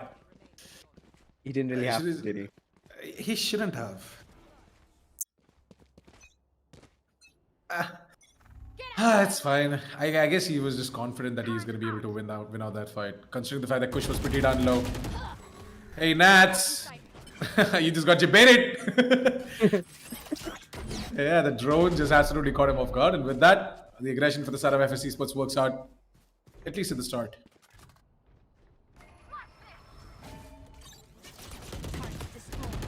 But yeah, Well- Delb. Gonna be seeing him lead the charge over towards the A side. Kirito. This might just be a plant for the side of Alter Ego, but oh wow! Cortez takes down Adrian King. He's gonna get revived as well. But Cortez take down Julio and the revive is gonna be stopped. Oh, this is not at all good. Oh, Kush once again comes in clutch. There you go. Oh my god. Oh my god, Kush. He is such a monster, and that's GG's. It's gonna be FSC supposed to go ahead and get the 13, making it 13 to 10. Oh wow. The prediction was halfway there. I said 13 to 10 in favor of Alter Ego, but it's going to be 13 to 10 in favor of FS Esports. Ladies and gentlemen, give it up for FS Esports as we're going onto the map split. Well, I guess I was right. I did say I did say FS, so pretty much close enough. But yeah, it's gonna be the side of FS winning out that second map, and what a way to come back, honestly. I mean, Alter Ego, they put up a valiant fight as well. They brought it to a 10 scoreline, and honestly, I feel like that lack of aggression, it was great on Icebox, but it was definitely way more needed on Ascent. Like, that's just the kind of map Ascent is. You need to go ahead and take gunfights like that. And that's one thing that Alter Ego didn't really do. They did do a lot in the initial first stages, but overall, they needed to do it way more, especially on attack and especially in some rounds of the defense. They played way too slow and way too methodic, and I mean, it's fine to do that. It's fine to diversify your strat, but it just wasn't when it isn't working out. You can't keep doing the same thing. If it ain't broken, don't fix it. If it's broken, try and do some changes. And eventually, when things weren't really working out for them, I believe a change was due and just didn't come. So yeah, I want to see that aggression come back on the map of Split, but let's see what happens. It's still FS. With that win, their momentum should be an all-time high. They were definitely feeling that matchup. Everybody was fragging really well, especially B2 coming out. He didn't really perform super good, but considering he came back later on in this matchup, not playing the first map, coming in here all of a sudden put in this weird scenario, he's able to play really well. So with that being said, FS, they're looking in a really good prime time spot to be able to take the third map. But again, who knows what's going to happen. Absolutely. Let's take a look at the match highlights, by the way. It's going to be ready right about now. I'm going to be jumping straight in towards the match highlights, relive some of the moments of this particular matchup where FS Esports were able to win it out against the side of Alter Ego. Such a beautiful play coming out from the side of FS Esports. I mean, at the start, we did see Alter Ego go ahead and take a certain few rounds. I mean, you would see Adrian King just absolutely take down 3 players in that pistol round, getting that pistol going on in their favor. Then you would see Kush coming in clutch once again for the anti-eco. Then comes FS Esports with their full buy. They take the first round of the board for themselves, making it 2-1, and then following 2-2 in the fourth round as well. So all in all, it was pretty beautiful to see the side of FS Esports play this match out. Decision making was a big part for the side of FS Esports, and they made every single one of them right. Alter Ego, on the other hand, they were looking quite confused certain times in this entire matchup.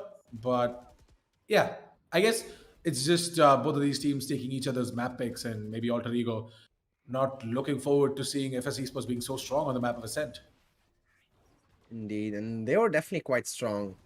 Alter Ego definitely can take some notes from that region to be when to play aggressive and when to slow things down. FS definitely exploited that change of pace and definitely played a lot of mind games with the side of Alter Ego. But that being said, it's still the third map to go for, and Split being the third map, it's going to be really interesting because I mean, it's not exactly the most gunfight based map. It's also has a lot of strategic plays involved, but it's also very constricted where you don't. It's a really small map, and you can't always depend on utilities there. So it's really hard to play off your abilities like that, whichever agent you are.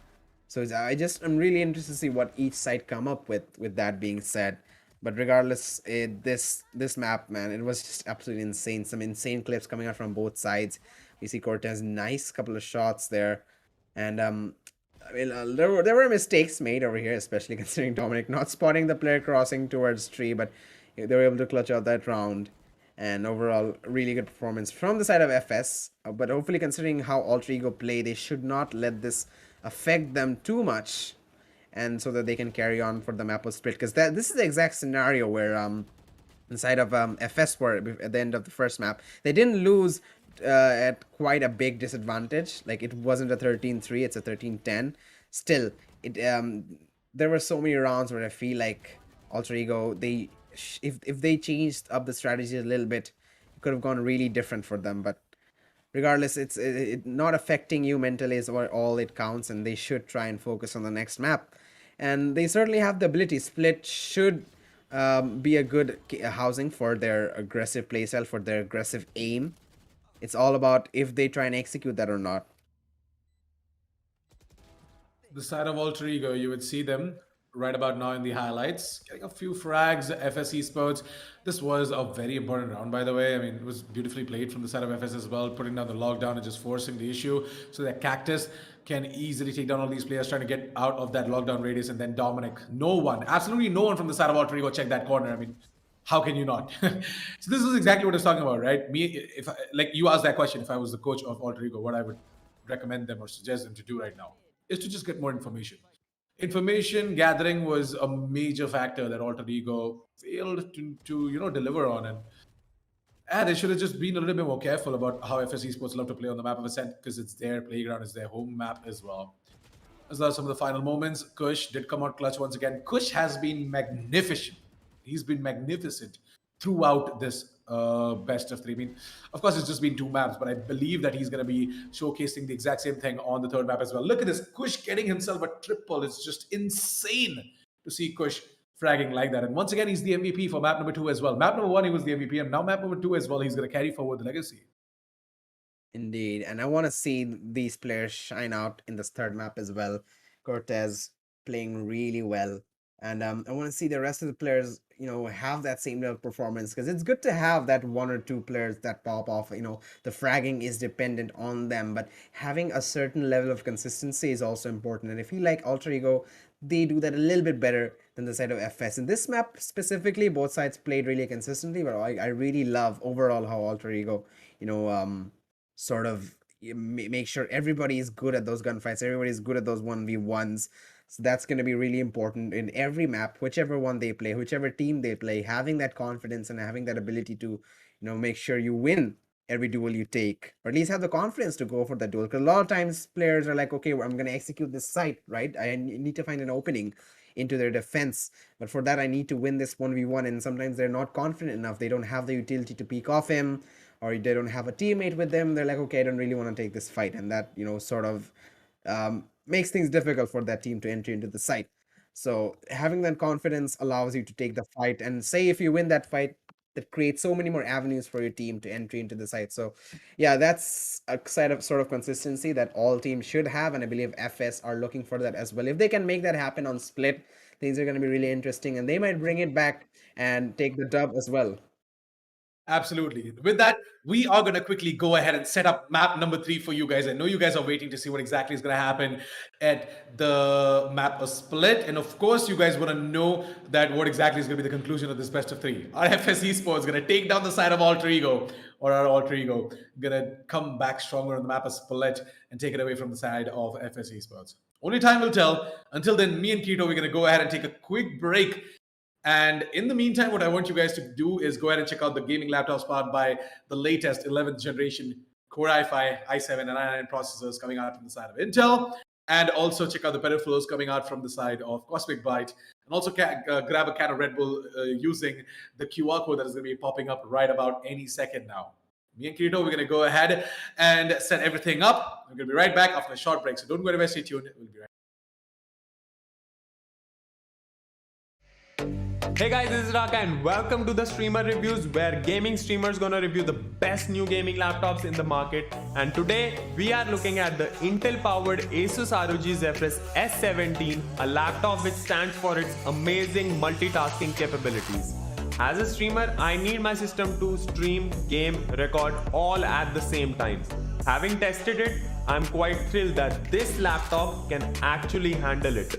And if you're wondering how, it is all thanks to the 11th gen Intel Core i9 processor, which gives your laptop a desktop caliber performance. With 8 cores, 16 threads and Intel Turbo Boost Max technology 3.0, it is capable of running several tasks without worrying about bottlenecks. So multitasking also leads to some heating issues, but luckily the S17 has its active aerodynamic system plus, which improves the airflow and enables long hours of streaming while keeping it cool. While choosing for a laptop, I also look for fast connectivity options for my accessories such as Stream Deck and capture card. But thankfully, the S70's Intel Thunderbolt 4 is very sorted in this regard. This one port lets me connect to all my accessories easily thanks to its blazing fast bandwidth speed up to 40 Gbps. Overall, I think the Asus Zephyrus S17 is a great laptop for streamers, gamers, or anyone with the similar needs. So what are you waiting for? Bring yours home today.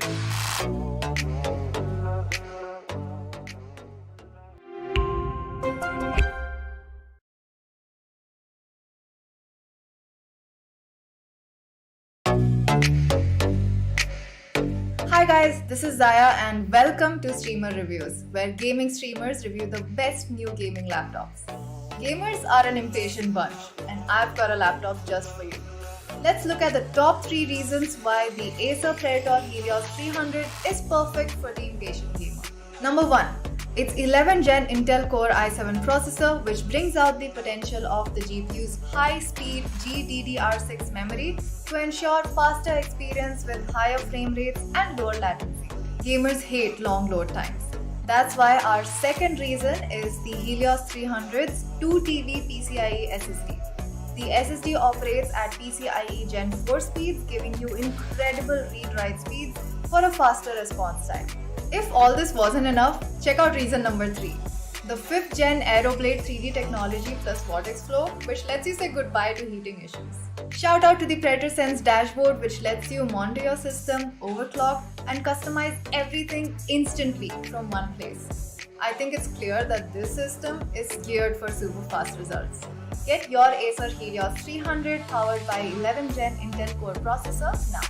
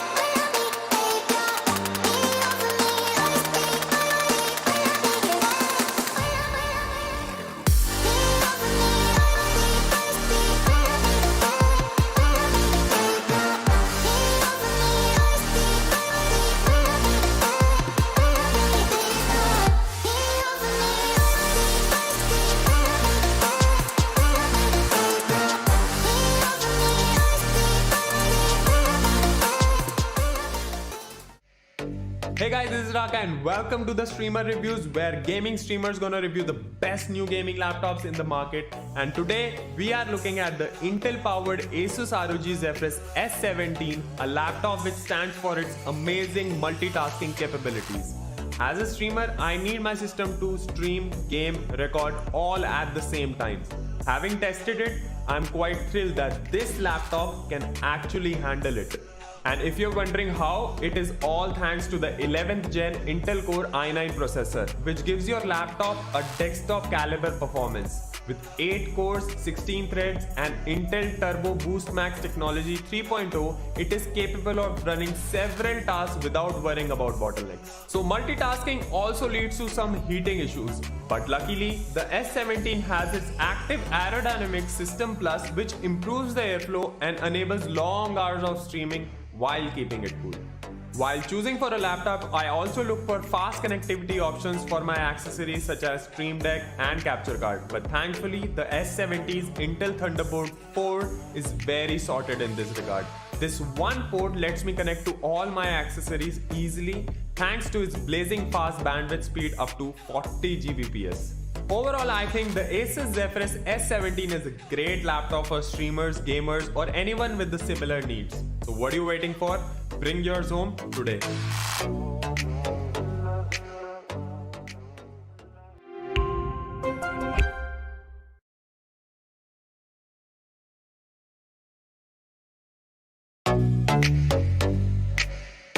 Hi guys, this is Zaya and welcome to Streamer Reviews, where gaming streamers review the best new gaming laptops. Gamers are an impatient bunch, and I've got a laptop just for you. Let's look at the top 3 reasons why the Acer Predator Helios 300 is perfect for the impatient gamer. Number 1. Its 11th Gen Intel Core i7 processor, which brings out the potential of the GPU's high-speed GDDR6 memory to ensure faster experience with higher frame rates and lower latency. Gamers hate long load times. That's why our second reason is the Helios 300's 2TB PCIe SSD. The SSD operates at PCIe Gen 4 speeds, giving you incredible read-write speeds for a faster response time. If all this wasn't enough, check out reason number 3. The 5th Gen Aeroblade 3D technology plus Vortex Flow, which lets you say goodbye to heating issues. Shout out to the Predator Sense dashboard, which lets you monitor your system, overclock, and customize everything instantly from one place. I think it's clear that this system is geared for super fast results. Get your Acer Helios 300 powered by 11th Gen Intel Core processor now.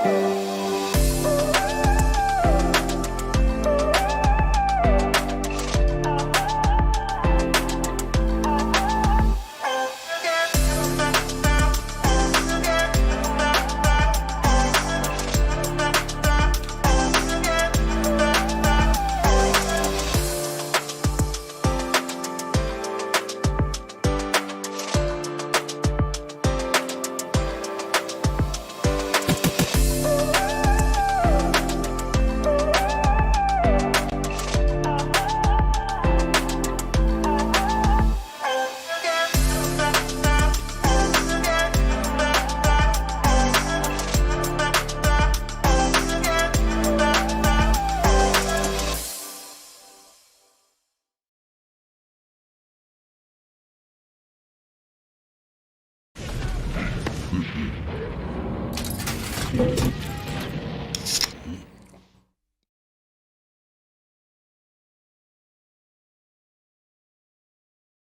back, ladies and gentlemen, to Intel Presents the Esports Club Challenger Series powered by Cosmic Byte. I'm your Coach Assassin 47 on the desk. With me is Kirito. And this best of three matchup, that is the upper bracket quarterfinal match between Alter Ego and FS Esports, is just absolutely insane because it has come to a point where we are going on the decider match.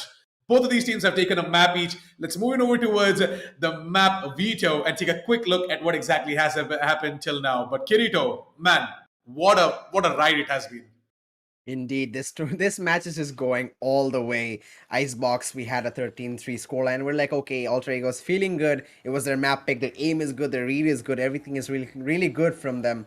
And we thought we'd expect a bit of a same scoreline from third map, but FS, they pull it back. B2 came in as a substitute. He played exceptionally well on the arena and was able to carry his team through to the third map and bringing it to the map of Split. Both teams are looking excited. Both teams are looking hyped. So we're not going to be leaving the hype in the air. We're going to be taking you straight through the match, straight to the agent selection to see what agents are being picked.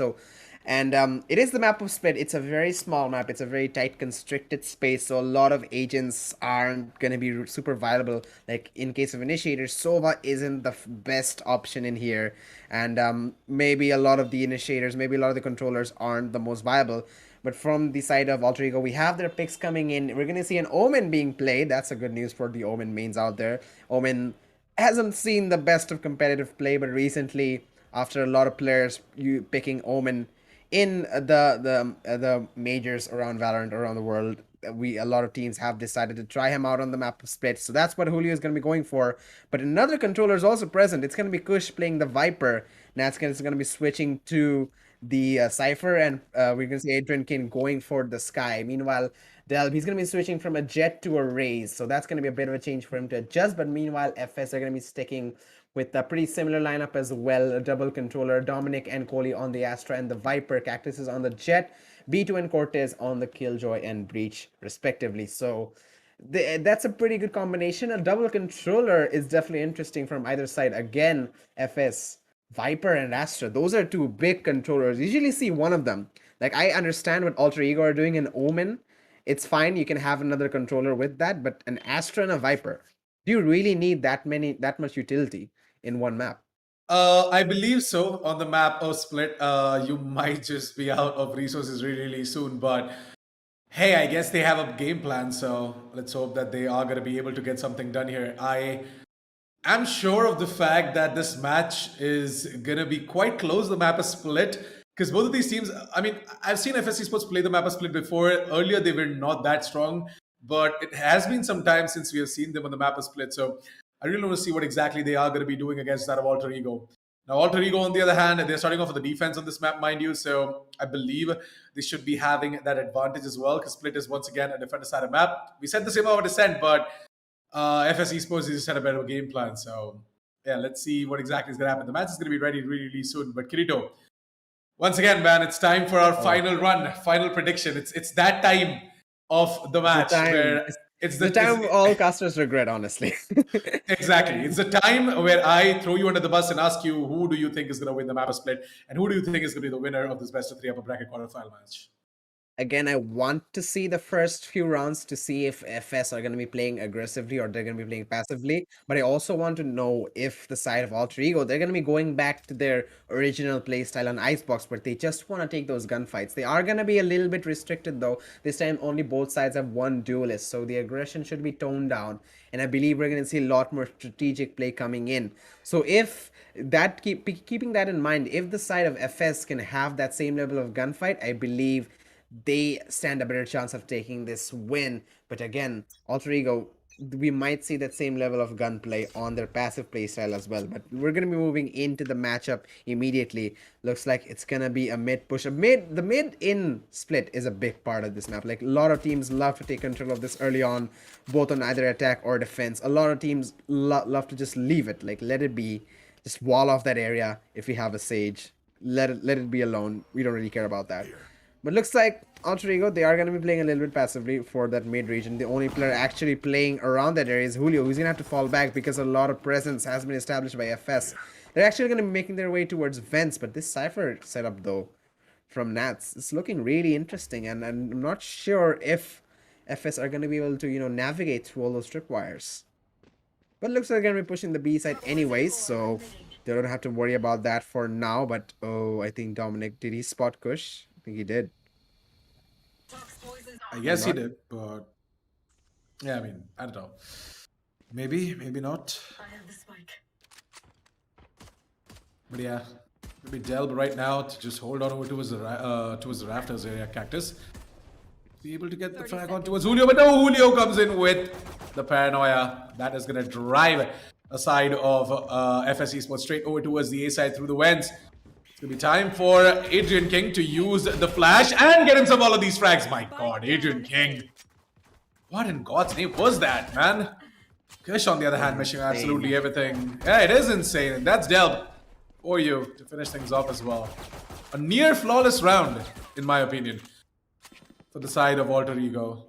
If Kush would have been alive, that could have been everything. But yeah, doesn't really matter if they get the round, right? Such a beautiful play, beautiful pistol, like perfect set of utility. Indeed. And it's pretty much a flawless round, if I'm being honest. The gunplay there was exceptionally well, and I feel like Alter Ego, they're trying to reach back into that old, aim-based playstyle that they did back on Icebox, and I really like that playstyle from them. That worked out. Why don't just stick to that? But for now, Adrian King aggressively pushing towards that box in front of mid.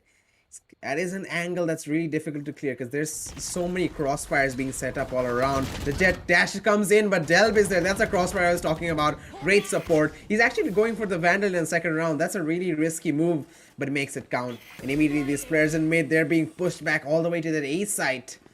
That gives a lot of information to these players from Alter Ego that this could be an A hit now because they are pushed all the way down sewers to that A main. The only player around here is Dominic. And Julio, if he steps through that smoke, it's going to be a difficult fight for him to win. Because we all know the classic. It's a fair and balanced weapon, right? So, no way it wins that. Air quotations inserted, but... for now, he's going to be alive. But Julio, oh, they're just right next to each other. And he flicks onto the head. Dominic wasn't really sure where the opposition were. He didn't really have any information to base that peek upon. He just went for it. Now it's a 3 versus 5 scenario. They're trying to enter into this A side, but easier said than done. One enemy remaining. Yeah. Not an easy thing to do.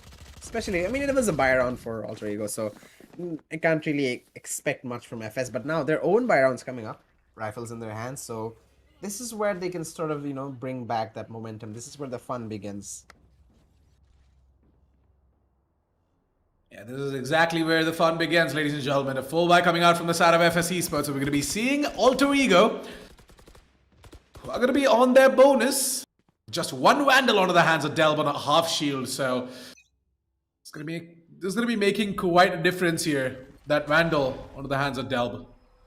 Kush is going to be holding on over towards the Wens, but I guess with the amount of utilities coming out from the side of FS Esports, Alter Ego are aware on what exactly is coming in. Delb is going to throw in that nade, and that nade is actually going to do quite a lot of damage. It's going to be nasty to get the frag on towards Cactus. Is going to pick up that Phantom as well. And maybe it's time for FS Esports to rethink their options here.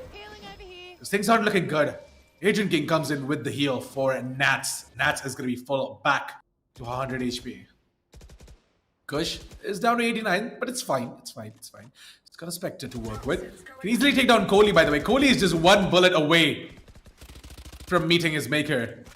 And Nats once again gets one more. This guy is just not stopping at all. What is happening? Triple. And it is Kohli to go ahead and get taken down by Kush. That's the third on the board. Coming out from the side of Adrian King. I don't know, but damn. The side of Alter Ego, despite the gun disparity, they were able to hold on over towards the A side without any issues whatsoever. Yeah, I mean, that was a quick side execution from the side of FS, but really well read. and they reacted really well to it, and especially Nats. This guy is just feeling it right now. He's switched to the Cypher. He's playing a bit more of a passive role this time, but despite all that, this aggression, I mean, Alter Ego, they're just made of this pure ability to gunfight. And right now it's gonna be a stack towards B4 players there. It is a bit of a eco round. I mean, it is exactly an eco round. One Spectre for Kohli. B2 was lurking in that A side, but pushed back to Sewer. Now it's all onto Julio to hold on to this. He does have a Vandal, but again, against 3 players, even if they have classics, it's hard to defend that. Unless, of course, they line up for him. But he has a Vandal, so getting those collateral frags isn't as easy. A blind comes in, and they don't push to the Viper Molly. He gets 2! They line up for him, and can he get a 3rd? No. But Kush is there for the trade. And this push towards this B side has been completely destroyed. B2 taken down in mid as well. Preston, Adrian King, or should I say, gathers information down mid. Doesn't know that the player is right in market, but has the better weapon. Cortez, oh, that's a nice shot. Wow, Nats will get the trade though. He uses the ultimate, so that's something. I guess he could have waited for that, waited for the peak to come in, but decides to use the ultimate anyway. It doesn't really matter. They are getting those frags, so I believe those ultimate points should be racked up in no time. But FS 4-0, they aren't able to find. They haven't been able to find a footing in this match just yet. I mean, I believe the side of Alter Ego. They shouldn't have a problem getting the 5th on board, but it's going to be down to how exactly FS Esports are going to make this execute happen. We do have a couple of players in sewers. We have 2 players from the side of FS holding on over towards the B mains. There's an aggressive smoke put down by Julio, which is a one-way and can help him try and find a kill. Yeah, Cactus. It's going to be down to him if he's going to be able to read this. He's going to be able to read this aggression coming out from the side of Alter Ego or not.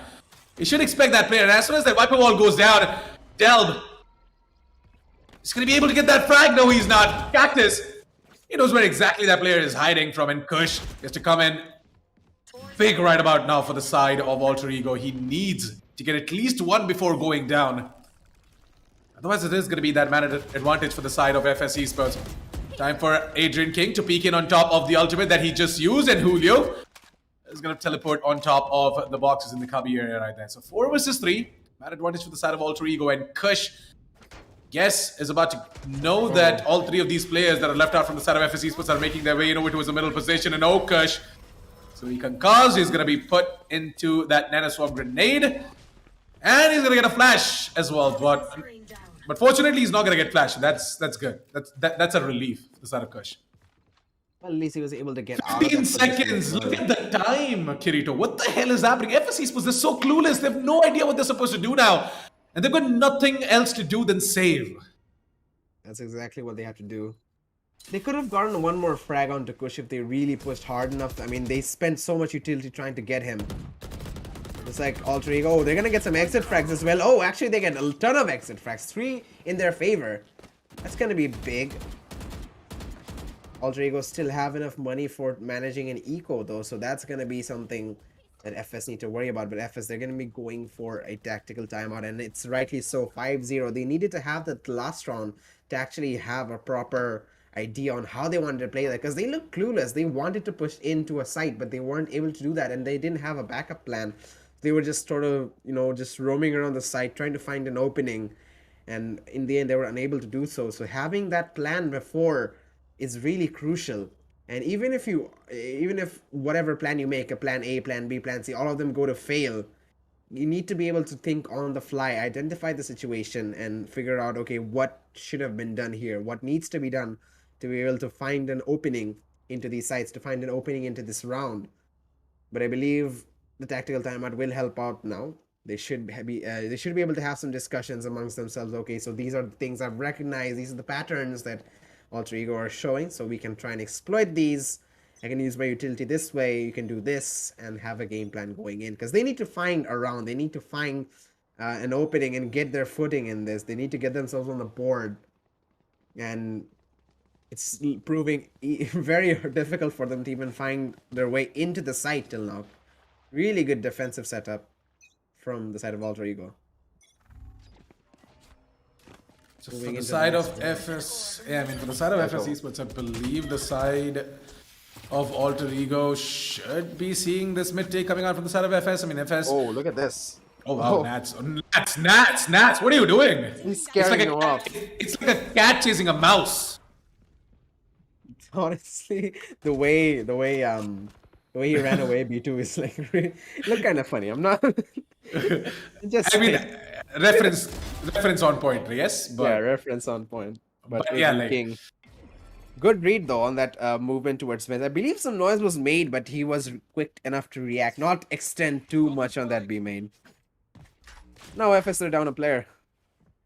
don't tell me that Cortez is about to just he's gonna shake the grounds beneath the players who are gonna be holding on over towards the tower's position. But unfortunately, no one is gonna get stunned nor concussed. Julio has got a perfect position. He's gonna spot out Dominic through the smoke. They're gonna take him down. Kush also gets a frag on towards Kohli. Make it 2 on towards B2 as Julio sees the mechanical arms of B2. Sorry, not B2, Cortez. Through the smoke, and that is gonna be 6 on the board for the side of Alter Ego. Looks like that Alter Ego have a better game plan. I mean, honestly, what do we do here? The breach ultimate was a good idea, but they didn't push in quick enough. Time was running out, and they wanted to get that ultimate out immediately and then push in later. Dominic, he pushed in, but the effects of the ultimate were, it all passed away. Nobody was concussed anymore. And also losing that one player, losing Cactus early on, the lack of the dash to be able to move into the side fast enough. Definitely a big hit for them. But again, Kush, every time he's getting pushed down this vents, he falls back. Really good play coming out from him. Doesn't want to be too aggressive. A good combination of aggression and, good combination of gunfights and really passive play coming out from Alter Ego. They seem to have found the balance between the two play styles that they are really trying to learn. Cactus with the Blaze Storm doesn't find help. The satchels come in to disrupt the push from Kohli, but he still gets the frag. Another one from Cortez, and the rotations are coming in. 3 versus 3 scenario. FS, they have the Cosmic Divide as well to try and buy some extra time. And there you go. It is being used immediately by Kohli. The bomb plant is yet to go down. Planted. And they're all going to be playing the post plant. The spike is planted for them. It is in a really open position, so they can try and play from that B main, and immediately B2's on the lurk, trying to make something happen from heaven. Cortez is going there as well, so a lot of pressure on Kohli to try and keep this spike from getting diffused. Well, Adrian King knows where exactly Kohli is. Kohli, try and buy time for now, so that Cortez can try and get something done, but yeah, they're just sticking it. I gotta find Breach as well. What is Cortez gonna do saving that weapon? Yeah, there was a good idea to go for that flank down mid, but they needed to be faster and they needed more players in that B main to try and keep them off the bomb while the flank goes down. But I mean, I guess only one player. If Cortez only went for the flank, that would have been a good idea. You have the Killjoy utility, you have the Astra utility to deny the spike defuse. Yeah, it doesn't really matter. They have an economy now. They can go for the buys. It's going to be a gun round this time to try and get themselves on the board. FS. And looks like they just want to rush this as Cortez. He's going to take down Kush. The Viper Spray that was used in that B main area immediately disrupted. Lockdown will also be pushing some of these players off position. Delve, he's going to be in a rock and a hard place. Can he live? No. Cortez with that aftershock is going to eliminate him. Cortez getting 2 frags, trying to do the entry for his team. And the counter Viper Spit coming in. Julio finds one and a second one. Adrian King as well. They're going to find 2. They're making all the impacts, Assassin. How has this happened? Kohli on the flank. Might be a little bit too late. Damage is done. Gives me no doubt. There you go. Nats comes in. Nats comes in with that precision. With that precision. And yeah, he's just gonna, give a free haircut on towards Kohli. But this is just unbelievable. What happened to 2 ultimates, man, used up. Not going in their favor. Despite using so many utilities, they still weren't able to do it. Just how good are the side of Alter Ego? Yeah, Julio and Adrian can making all the impact. That was a smart move. FS really didn't pay attention to the back entrance to B. the left and right side to the pillar. The right side, they didn't really pay attention because they were all rushing in. And good exploitation of that as Nats gets the first frag, but Cactus pushed right up his face in vents. He's able to get that frag in. Picking up a weapon for his teammate. They're trying to push two vents, but again, the Sapphire utility from Nats, it hasn't been highlighted, but it's a really good setup. Because the side of FS, they aren't really pushing through these vents. So we don't really get to see that, the utility in action. Here comes the Sky Seekers. Allows him to get a frag onto Cactus. He gets one more onto Cole. He's just running and gunning. He's 18 HP. He's still alive. Flash buys him time to get out. And now he's safely tucked away. 2 versus 2 scenario. Low HP on Adrian King though, so he can be traded out. But look at this awkward timing. Julio, oh, he doesn't see him. Dominic. One enemy remaining. Ah, doesn't make it. Spike down mid. All onto Cortez. He's gonna get caught off guard with his pants down. Cortez left out on 1 versus 2. Remember, Adrian King is low. It's all down to Julio. Julio needs to play this smart. Absolutely cannot get taken down here. And there comes Cortez with the crouch peek a little bit. No, never mind. He's gonna use a concussion first. Cortez might just be able to grab that spike. He should try and grab it and get out. Yeah, he grabbed it. That was a bad one. Julio, you shouldn't have smoked. You just gave Cortez an easy way to grab the spike and go in for that plant. Using the ultimate to buy some time. But look, it doesn't matter. It's just him. It's just him going ahead and losing out his piece of utility. On top of that, not only is he gonna lose that ultimate, he's also gonna lose the round because there's no time left. Thanks to Julio using that ultimate of his. Yeah, that was a smart play from Julio as well.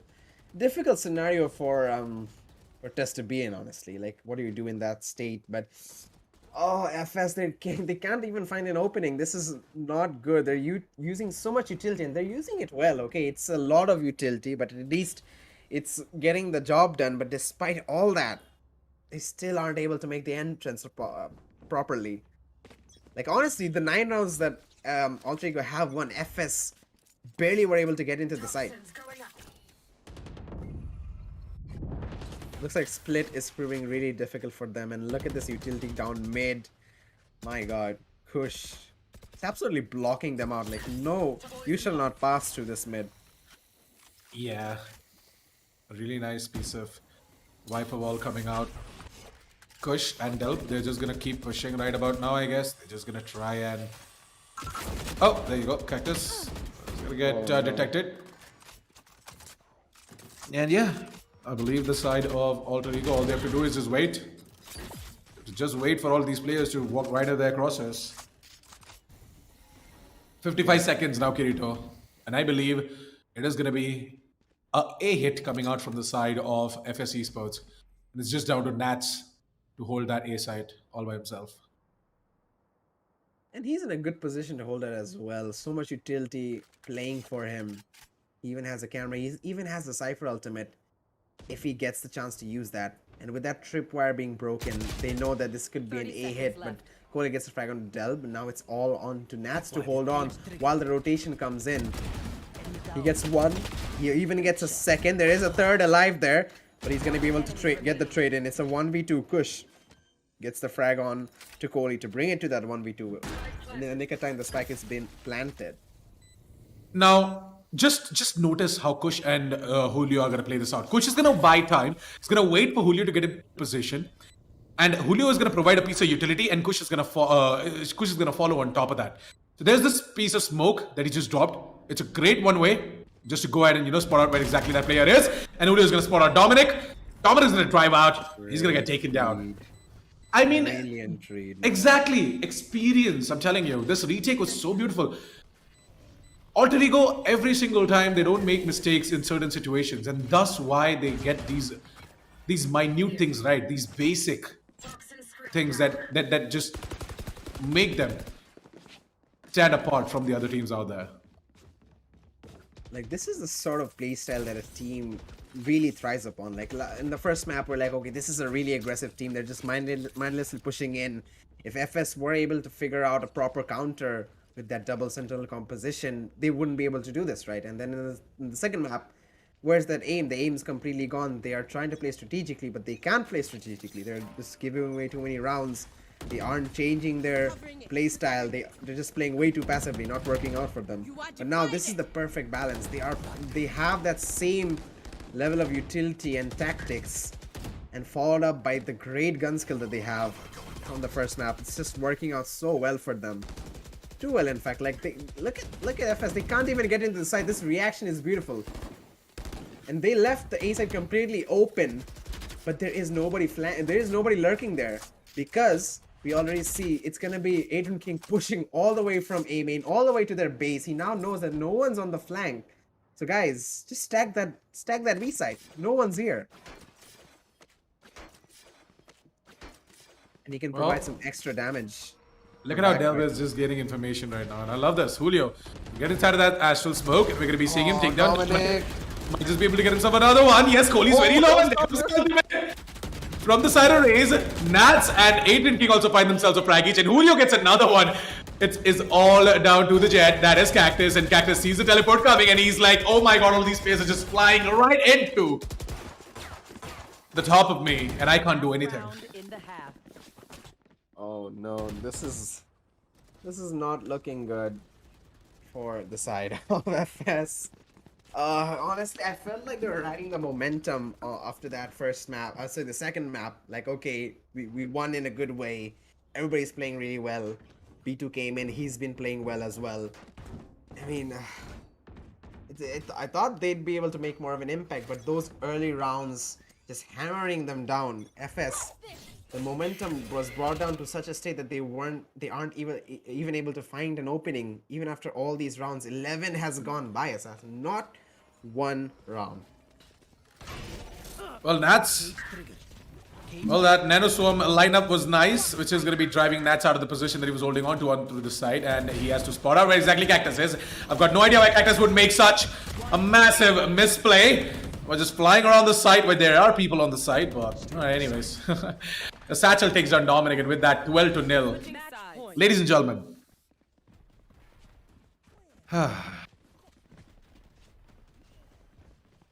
Oh my god, man. What do you do for FS? This, I mean, I guess this match is pretty much dusted. But, like, say this match is over. Say it's 13-0. But, say this match is a 13-0, but I mean, how do you, after this, how do you sort of play, you come back for the rest of the tournament, honestly? Like, your momentum will be in such a bad state. To be completely honest, I did not expect a 12-0 for the first half. I did not. Me neither. Was expecting a little bit more.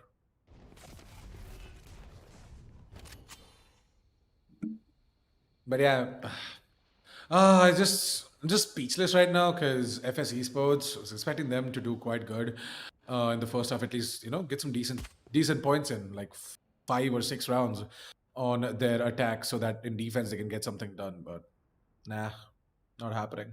Just feel like Alter Ego are just the better team here on the map of Split, and they know absolutely what they're supposed to do. It is going to be Adrian King who's going to try and make his way over towards mid. Is he going to check the corner? Yes, he will. He will. There you go. Why does he check this corner, man? Of course you would. I mean, Yes. if you are the side of Alter Ego, you would check all the corners. That's what He would, but like, I mean, I understand. I understand how you're saying that. Like, Why at would you the- check this corner, right? like at this state, like you're so confident. Like, okay, I don't really care about the corner, you know. I won't check it, but yeah, it's a 2 frags going down, 3 frags as Adrian King gets one more. B2 trying to keep it alive, but he's gonna fall. 1 versus 4, all onto Cortez, and well, I mean, you can try, man. 1v4, go for the clip maybe, but no, he gets a couple. That's good, but with that, the match is over. It's gonna be GG's in the chat, and it's gonna be the side of Alter Ego taking it home. And well, the last map, honestly, what do we say about this, Assassin? What do we say? I'm just gonna give a huge round of applause to the coach, man, who is right in front of our screens right now, Sleepy. It was an amazing stuff coming out from him, to be honest. Like, I don't know what sort of the game plan did he narrate to his teammates, but it was just beautiful. Look at him smiling as well. 13-0. Nobody saw this coming. Absolutely nobody. Not even us casters who were on this prediction that hey, maybe the side of FS Esports is going to be able to get something done, but nope, not happening at all. FS Esports, unfortunately, are going to lose out this best of three, and they are going to be pushed down to the lower brackets. And it is going to be the side of Alter Ego to move forward in towards the upper bracket quarterfinals, stage 2. But yeah, I mean, it's just unfortunate to see this happen. To be honest, it's not like the side of FS Esports did anything wrong. It's just Alter Ego played much better, and Alter Ego were always a step ahead than FS Esports. FS Esports not only did not they have a lot of information, but also their gunfights were all over the place. They were not able to connect absolutely anything. Let's move over towards the match highlights and relive some of the moments ourselves so that you guys get a better picture of what happened. But Kirito, man, this pistol round was just Adrian King really brought out the beast in him for map number 3. Yeah, absolutely. He played phenomenally. And not only him, I mean, every single one of the players from Alter Ego got their impact frags. They definitely made sure they were known. They all had their highlight rounds as well, where one of them actually popped off, maybe got a 3K, maybe a 4K. So that's a really good level of consistency all of them have. And I think that is exactly one of the things that the side of FS sort of lacked, because I wasn't seeing the same level of confidence and gunplay in this map, especially after when they lost like maybe 5 rounds in a row. Maybe losing those first 5 rounds affected them in such a way that they weren't really able to come back. Maybe take a tac pause then, and then slowly try and work your way through. They did take a tac pause if I'm not wrong, but I guess it just wasn't enough. And I mean, Alter Ego just found the perfect balance. Not only were their gunplay is really good, not only were they really consistently getting those frags in those 1v1s, like every one of these clips are theirs. Like they are winning those 1v1s, they're getting those 1v2s. Other than that, I guess the IGLing, the read, the strategies are also really well. They're able to identify, okay, is this an actual B push? Is this a fake or not? Is this, what utilities are they going to use? How do I counter this utility? Really well done from their end to be able to read all that. And I mean, FS, honestly, I mean, I would like, I mean, the one thing that I could point out is they weren't able to do the entry and they weren't really sharp on the gunfights. But other than that, you can't really find out what's wrong, because we didn't really have a very long round, did we? They were barely able to get into the site each time. So they just need to have a better game plan in, find a way to utilize those utilities to go into the site and win the gunfights. That's one thing at least I can derive from this. And I mean, other than that, we'd have to watch what happens after they get into the site, after they get the bomb down. But this few rounds that they did get the bomb down, honestly, they could have played a little bit more smartly, like the round where we see I think it was a 3v3 and they sent 2 players down mid. Like when they were on the B side, they sent 2 players down mid to play from heaven. That wasn't the best of idea, especially with the amount of utility they had and the lack of utility to actually deny the spike plan till the flank came in. So they needed to be a little bit more calculative on those situations. But yeah, what's done is done. It was a decent attempt from them, but in the end, the final map, it was just not enough for the side of FS. It's going to be Alter Ego taking it home. Absolutely. With that, Alter Ego, they are going to be your winners of the specific matchup. This best of 3 went all 3 maps to the decider map as well. I mean, a lot of people might have predicted that Alter Ego might just easily win it 2-0, but no, that's not the case. FS Esports, they put up a valiant effort. They put up a great fight, especially on that map of Ascent. We would see a lot of highlights coming out from the map of Ascent as well, and it's just fantastic to see FS Esports put up such a fight. Now, if FS Esports, with the right amount of guidance and the right amount of grind and just that little bit more work being put into that entire gameplay, I just feel like they can reach to a level where they can beat out the side of Alter Ego as well. So wishing the side of FS Esports all the best for the grind, but it's not all over yet. They still have another chance down in the lower brackets. So they're going to be making that run towards the lower brackets as well and try and make their way back in towards this tournament. But yeah, if the brackets are ready, let's just quickly go ahead and take a look at the brackets as well so that we get a visual representation of what exactly I'm talking about. I mean, Alter Ego, they're going to be the ones to move ahead in towards the upper brackets, and it is going to be the side of FS Esports to go down in the lower brackets. Now we have got one more match that is coming up right in about 40 minutes now, ladies and gentlemen. Fallen 5 versus the side of Enigma Gaming. Whoever's going to be winning is going to be the opponent for Alter Ego in the upper bracket quarterfinal next up. And whoever's going to be losing is going to be facing off against FS Esports in the lower brackets. So yeah, that is pretty much it for the brackets. And Kirito, any final thoughts before we close things out? Yeah, I mean, this tournament is getting more and more stacked. Even the lower brackets are seeming more exciting. FS Esports, they're going to be facing some interesting teams. It could be either Enigma, it could be Fallen 5. Either ways, good matches are still yet to come. And this tournament is just getting started, Assassin. We're still in the first rounds. We still have so much farther to go. And we're already having the time of our lives over here. This tournament is going to be absolutely insane. And I can't wait for it to continue on. Absolutely. With that, we are going to be going ahead and closing things out, ladies and gentlemen, because I know for a fact that you guys are ready to see what is going to happen between Fallen 5 and the side of Enigma Gaming, which is going to be starting at about 5 p.m. So I'm just going to quickly go ahead, bid farewell. You guys were watching the Intel Presents the Esports Club Challenger Series powered by Cosmic Byte. Please do go ahead and support our sponsors, Intel and Cosmic Byte, using the links down in the description below. Check out the gaming laptops powered by the brand new 11th generation Core i5, i7, and i9 processors coming out from the side of Intel, and also the peripherals coming out from the side of Cosmic Byte. Scan the QR code and get your Red Bull cans ready to enjoy the match at 5 p.m. between Enigma Gaming and Fallen 5. And me and Kirito, we're going to be seeing you guys later. Goodbye, and happy gaming. We're going to be seeing you guys at 5 p.m. Hey guys, this is Raka and welcome to the Streamer Reviews, where gaming streamers gonna review the best new gaming laptops in the market. And today we are looking at the Intel powered Asus ROG Zephyrus S17, a laptop which stands for its amazing multitasking capabilities. As a streamer, I need my system to stream, game, record all at the same time. Having tested it, I'm quite thrilled that this laptop can actually handle it.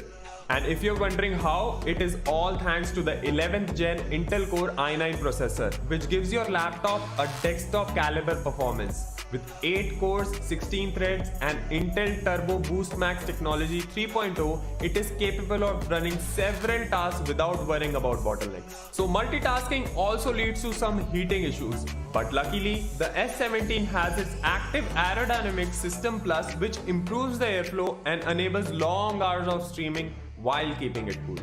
While choosing for a laptop, I also look for fast connectivity options for my accessories such as Stream Deck and capture card. But thankfully, the S70's Intel Thunderbolt 4 is very sorted in this regard. This one port lets me connect to all my accessories easily thanks to its blazing fast bandwidth speed up to 40 Gbps. Overall, I think the Asus Zephyrus S17 is a great laptop for streamers, gamers, or anyone with the similar needs. So what are you waiting for? Bring yours home today.